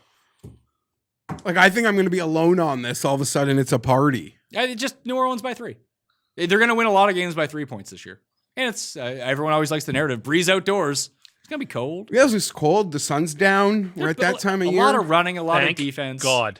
What? Yeah, I don't want to get into that. We've already gone over the time. No one wants to live your fucking depressing life, pal. Dallas at Philadelphia Sunday night. Should I put on my clown mask? Philadelphia minus 7.5. 43.5 is the over-under. Why is that? On this show last week, you said Dallas wasn't bad. I picked Washington. Yeah. And I said, no, Dallas isn't being undervalued here. They suck. The same reason I didn't want to pick them with the backup quarterback in the first game, the good teams. Banged it. Did a Friday 1 hour show, the Geoff Fienberg show, live FTN daily, Wednesdays at 10, Fridays at 2. I begged you not to take Dallas, that we're not going to fall for Dallas. The line is a pick 'em. This team is not to be trusted. They are not undervalued. They just suck. Then you bet Dallas. I made a small bet on Dallas. Do you know who? I don't blame anyone. But do you know who actually sold me? As a friend of the program, sold me. Rob? You would never get it. No, it wasn't Cam, was it? No. Ben Raza? No, not a regular. But Emery. Oh, Emery Hunt. Because he's been so good with his one-offs, and he did such a good breakdown on just trusting the front end talent to do it for them. What about the rest of the talent? Yeah. It's not there. I like Emery so much, and he's been so good with his I guess it's his super lock. Yeah. He's really good. Yeah, well, he knows stuff. He's not us just. And the case sold me, and I trust me. I'll go back to the well with any time Emery wants to condone a pick. But I watched his preview of the game, and it turned everything I trusted that I believe. So I'm really mad at myself. Also, what a joke! Do you see this morning? Jerry Jones says. No leadership void. And I get he doesn't have to maybe admit to it, but as I joked on Twitter, that would literally be like my family coming out and saying there's no, I don't have a soda problem, that I'm not drinking too much soda. And Jerry was asked about the leadership problem in a radio interview, and he got mad. He's like, where's the leadership? You mean on the O-line? You mean in the secondary? You mean here? And that's like me saying, where do I have a soda problem? Dr. Pepper? Pepsi? Orange Crush? Which one? Which one's the leadership problem? No, you just have a soda problem. Drink too much of it. He's got a leadership problem. And his problem is he thinks he's one of those real rich guys, smart guys, successful guys.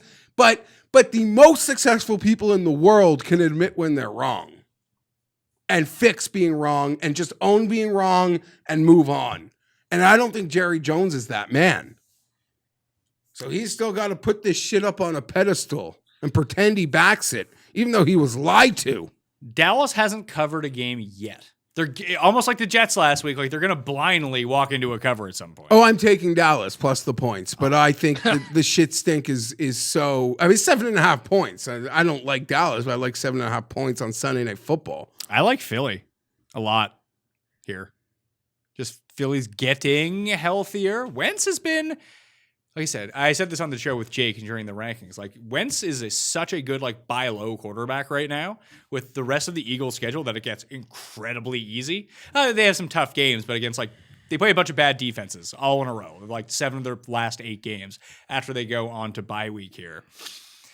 They're going to progressively get healthier. Dallas has no pass rush to take advantage of this terrible offensive line. Philly does, and Philly's going to be in that backfield. And who is starting at quarterback for Dallas? No idea. Ben DiNucci. Yeah, Ben DiNucci. He's going to come over. When the Football World Classic happens, he's going to play for Team fucking Italy. Like this guy. Who the fuck is this guy?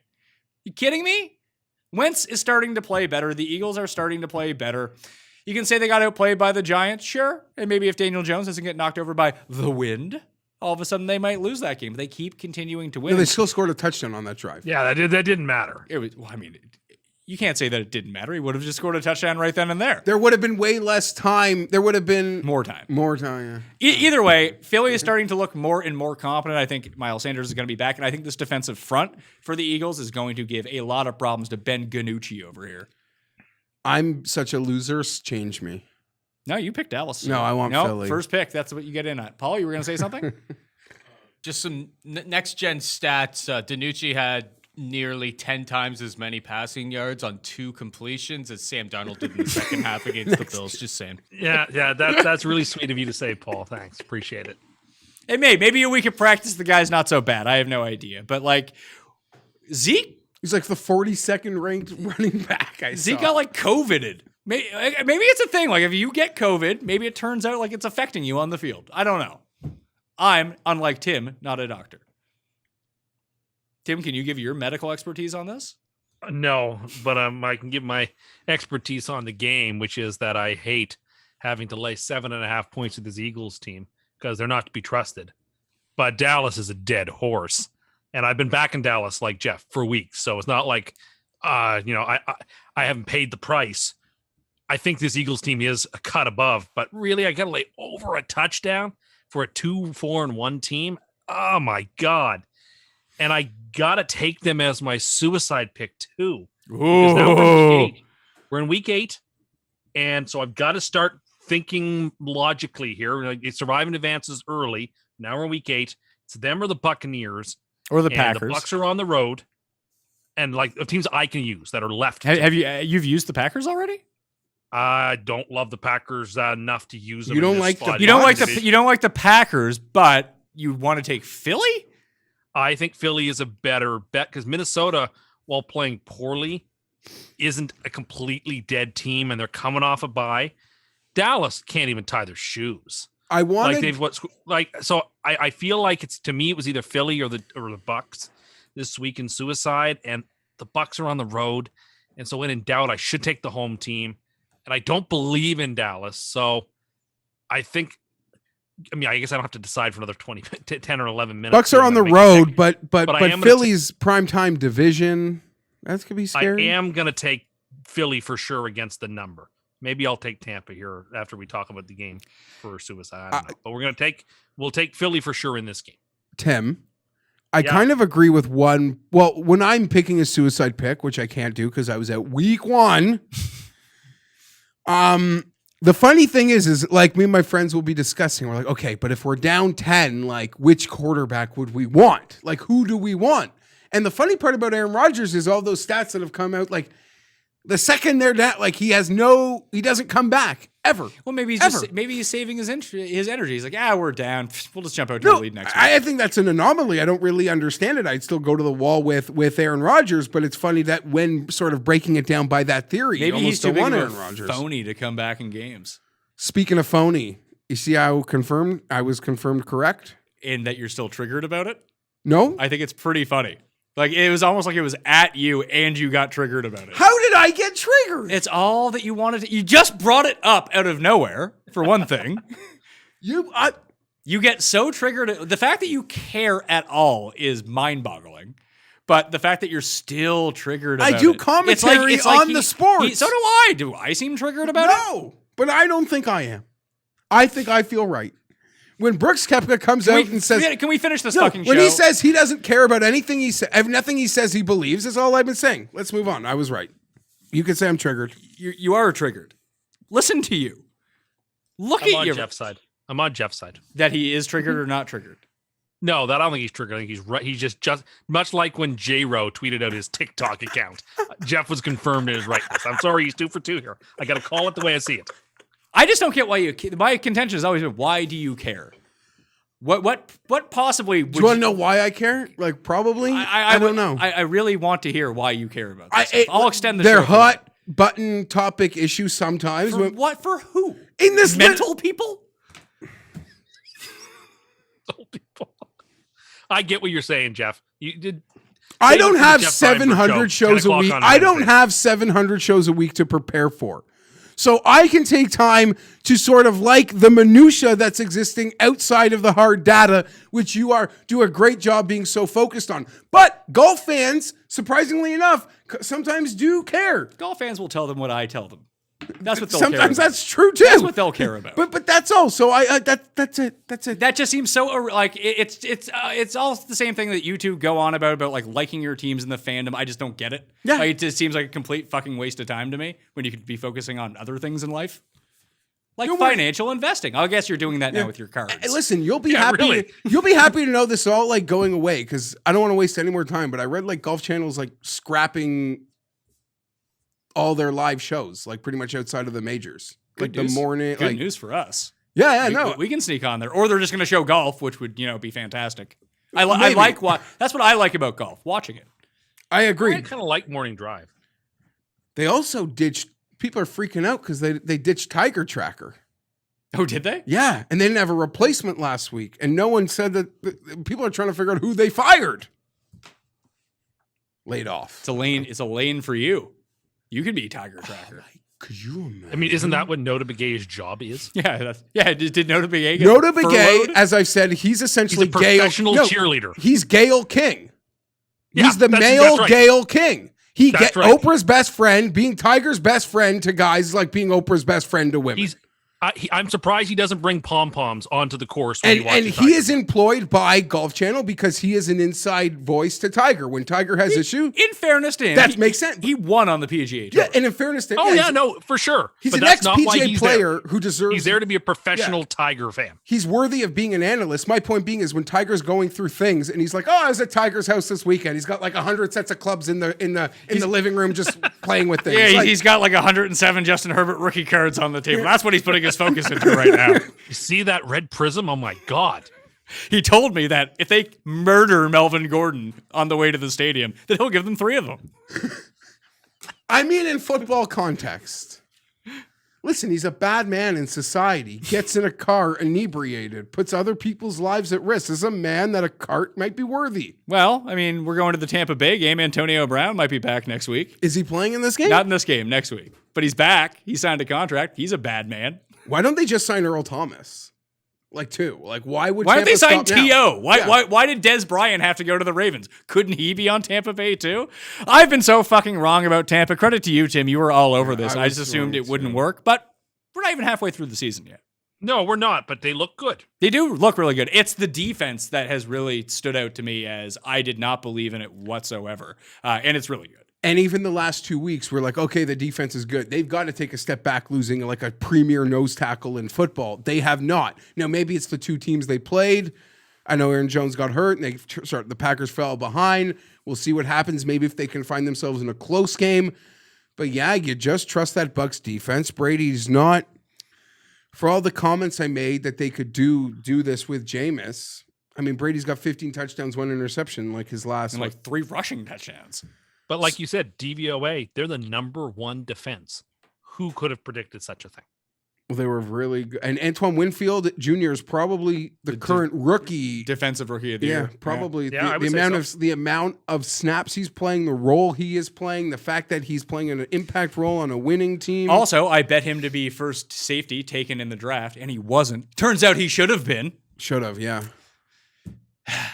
10.5 is the line in this game at the Giants. Give me the Giants. This game is unbettable, isn't it? Like, would you you're picking the Giants? I'm going to pick the Giants too. I'll take Tampa. There is no way I would lay a single solitary penny on the Giants in real life. Would you? I can't imagine how I could back them here. All right, I've been convinced. Tampa is my suicide pick. Let's go with it. I actually agree with that pivot. Let's go with it. Trusting. I've been mulling it over. I was torn. I've been torn for a couple of days. I've made my decision. You and the coin both on Tampa Bay. I think you and I picked almost the same on every game this week. So I hope you have a rebound week. How's my hair doing here? Well, it's still good. That's really all I got for my Pee Wee Herman. And the looking like Paul, like I said, looking like Paul Rubens really does help me out in this regard. It does. Every year you've just worn a hat and said you're Jamiroquai. I didn't know we were actually playing this year. I mean, do you want to wear the Jamiroquai hat? No. Virtual I know that's like the only song I know by Jamiroquai. You know Jamiroquai is not even a guy, it's the band? Not a clue. Yeah. Is that so?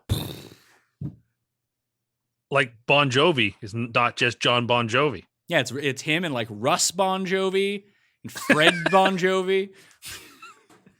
It's actually just their hair. That's Bon Jovi. Right. That's the essence of Jovi. All right, let's get to the recap of the week. SUPERLOCKS. Oh, yeah, I don't have one. You were the only winner last week, Geoff, so it's on you.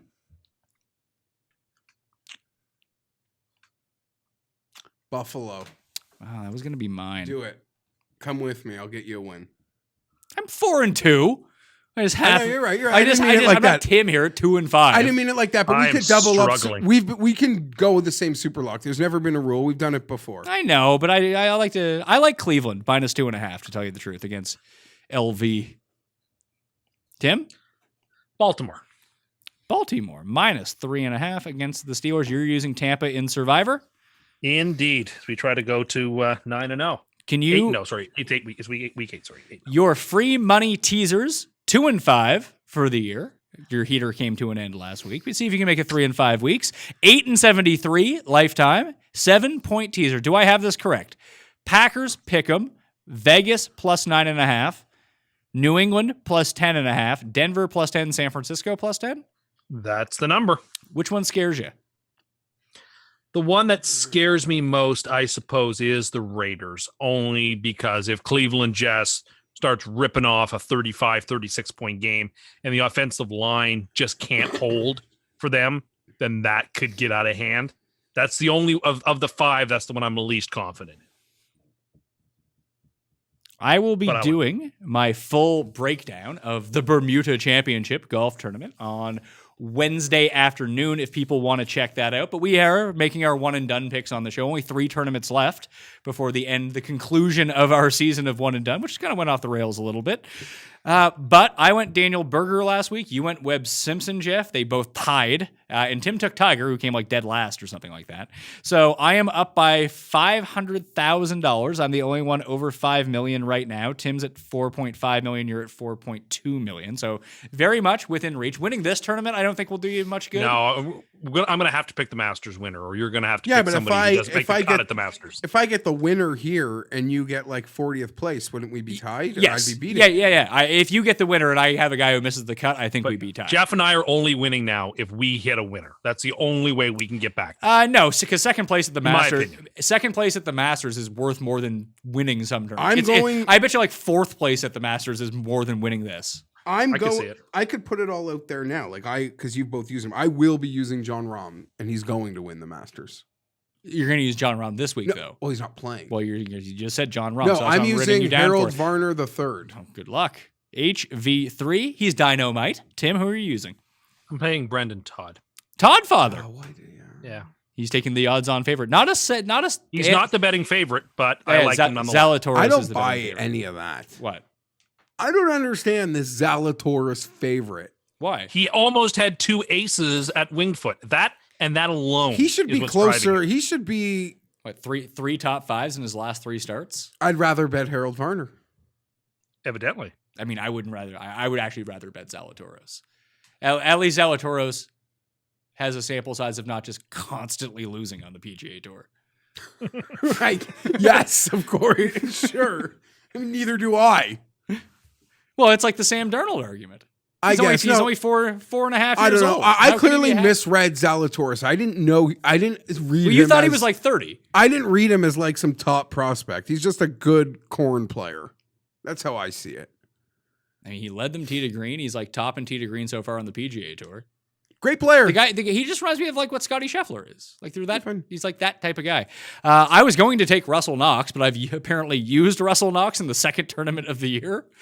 He's one of my bets to win. In Kapalua, which apparently I've heard a comp course for this week. No, I didn't use him in Kapalua because we started at the Sony Open. I used him at Career Builder, or the American Express as it's called now. I might actually use Zalatoris, and actually I'll probably take Zalatoris next week in Houston. Trying to see who I have left. If I beat you, I could use it. Who's going to be the best player next week? Is it DJ. Phil? Oh, DJ says playing. DJ and Brooks are both playing. Oh, okay. DJ and Brooks. Phil, whatever. I assume Ricky will play, whatever. I don't think I've used Brooks yet, have I? Well, you used Ricky Fowler twice, so... Yeah, I got 0 for him both times. Yeah, he missed the cut both. You did use Brooks. There's no harm, no foul on that. You used Brooks at the Wyndham, that one, like, and then he said he was injured afterwards and quit golf. Oh, right.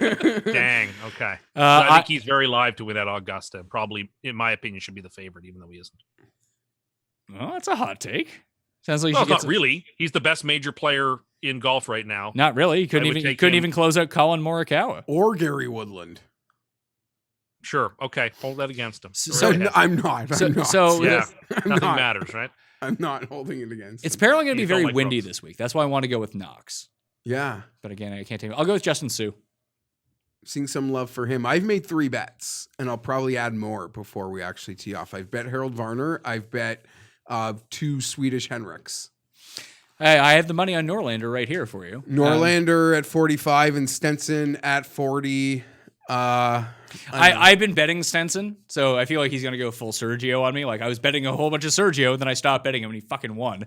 I feel like that might happen. Still a good number on Stenson. I've went Sue is my lowest at 45-1, and then Knox at 66. Brian Stewart at 80. Cameron Percy at 90, and Camilo Villegas at 250. And I'm just punting this week. And let me just say it before you joined the room. Before we started, Tim said betting Denny McCarthy would be lighting your money on fire, and he has no chance. Why? Tim? Do you even know who Denny McCarthy is? I know the name. He's not somebody I think is going to. The fact that he was 33-1 seemed asinine to me. His odds should be much, much deeper than that.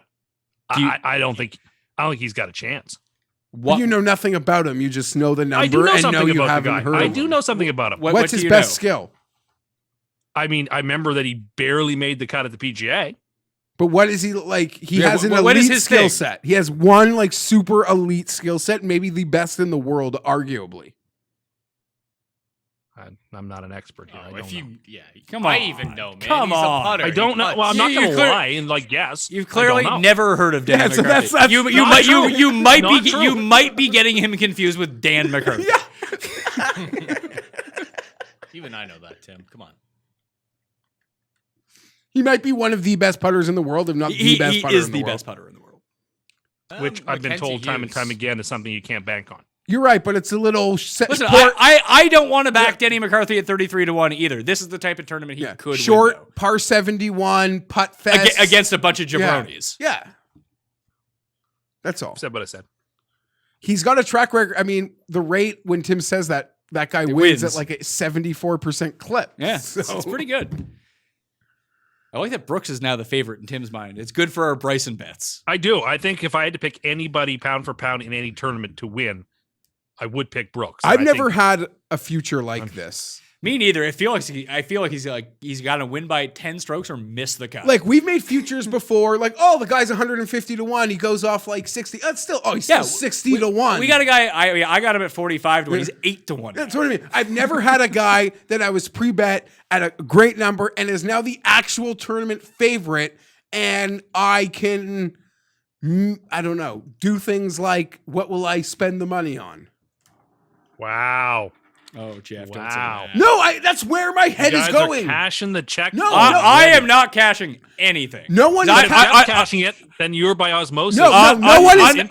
Unlike you, I don't declare things over until they're over. No one is cashing it, but I will also throw on as a caveat, and there's 2 years of show documentation that we probably stopped talking about it. When everyone was betting him to win last year's Masters, I said no, 2019. Before he became this guy, I'm not calling anything.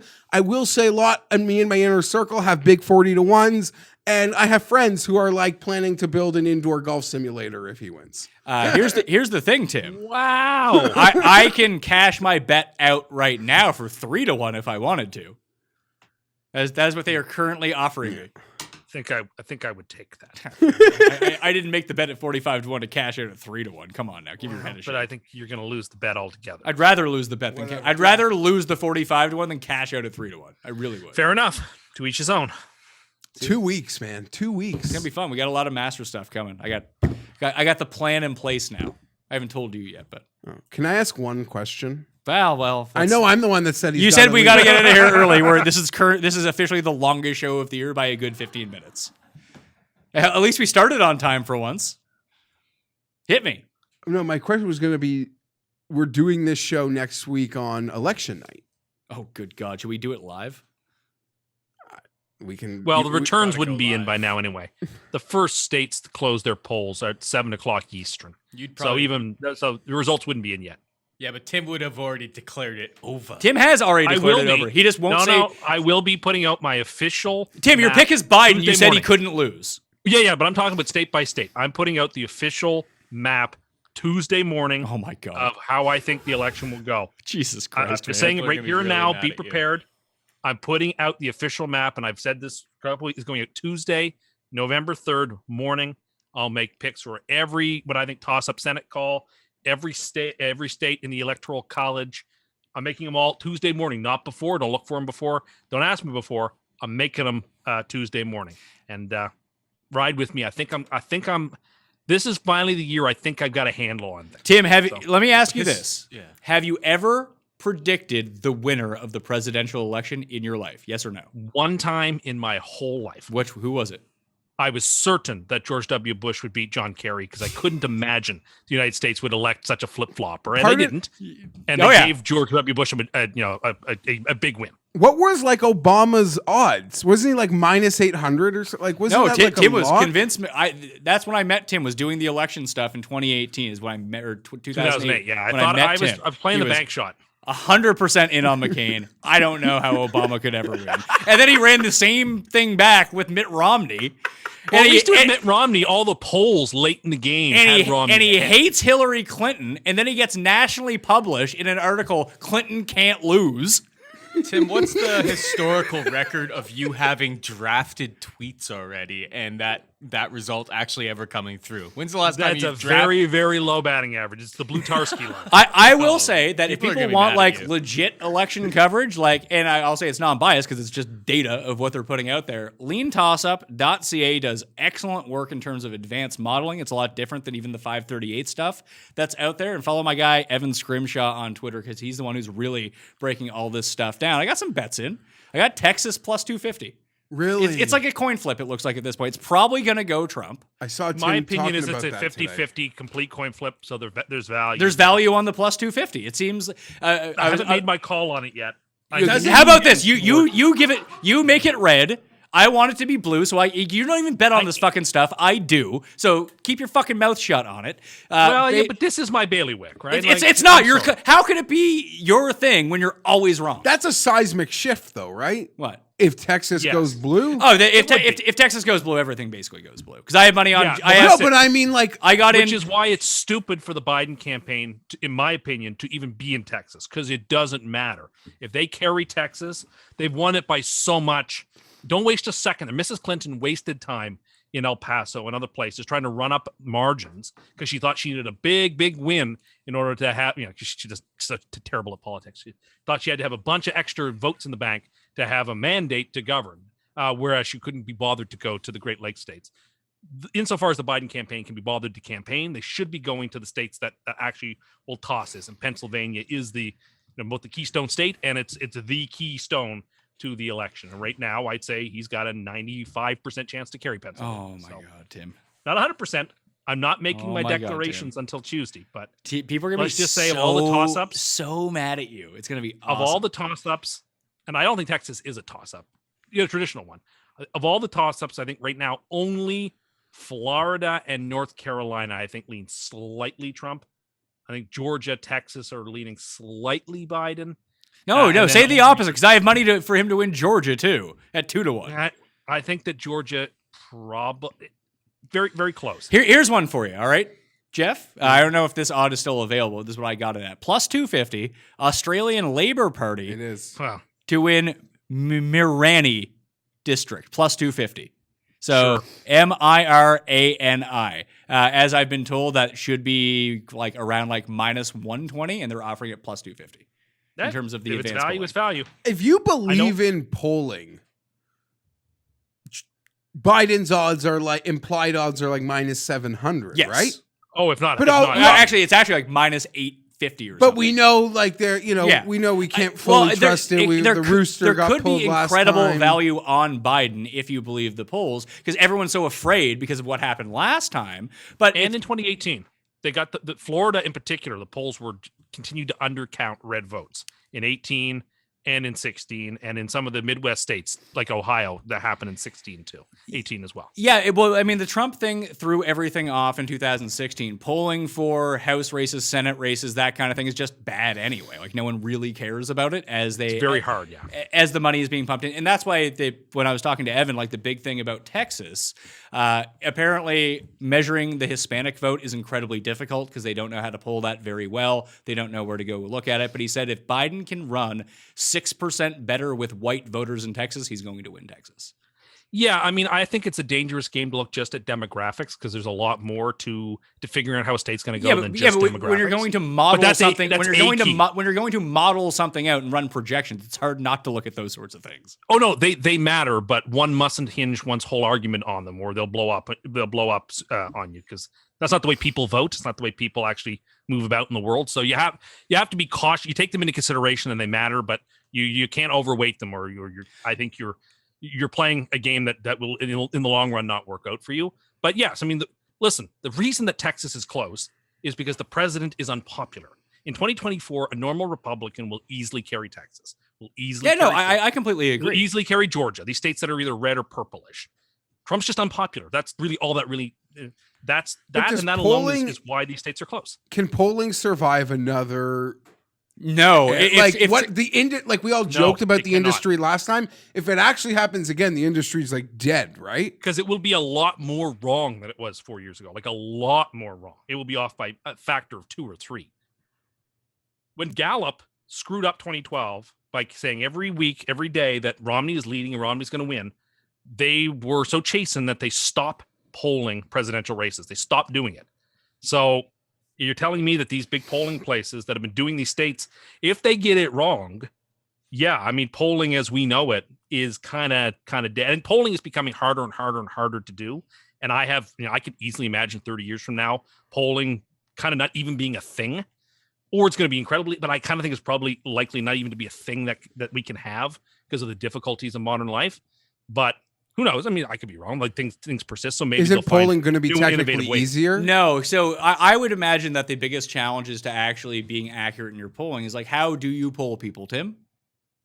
The traditional way, you should call them on a telephone. And no one generally has, it's not like you're giving out a ton of cell phone numbers, so they're calling people with landlines, for one thing. Of course, because that's all they have, and they just call and call and call till they get enough of a sample. But I imagine it'll be a poll in a text. Do you even have, but then how do you know quality of person that you're texting. How do you know the quality of person that you're even getting any polling Because response? you have It's incredibly difficult. it's hard to incredibly do. difficult. It was easier to do when everyone had a landline. Then you could make certain assumptions about those people demographically that you could put them all into a box. Then you would have better sample size of talking to certain people. So they said, "Oh, we polled 1,200 people." Well, that could actually be representative of a certain segment of a population in a certain part of the country. Now, who the fuck knows? And with all the early voting in a lot of these states, like it seems like more people are voting than ever.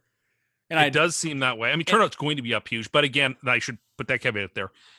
Early voting numbers, every single election are wrong. Early voting numbers said John Kerry was going to win a landslide, said Mrs. Clinton was going to win a landslide. We don't know exactly who's voting. We don't actually, and we don't have any idea who they're voting for. We just have a general sense, maybe. That is stirring the entrails. Don't worry about that too much. All it tells us really is that numbers are up. And you want to extrapolate from that, go ahead. But if you start drilling into, oh, well, I wonder how many people, you can't, that's a fool's errand, don't bother. Well, you can't drill in too much, but that only depends on what state Biden's in that day, right? Tim, don't call this thing over. Like, you're going to get reported on Twitter.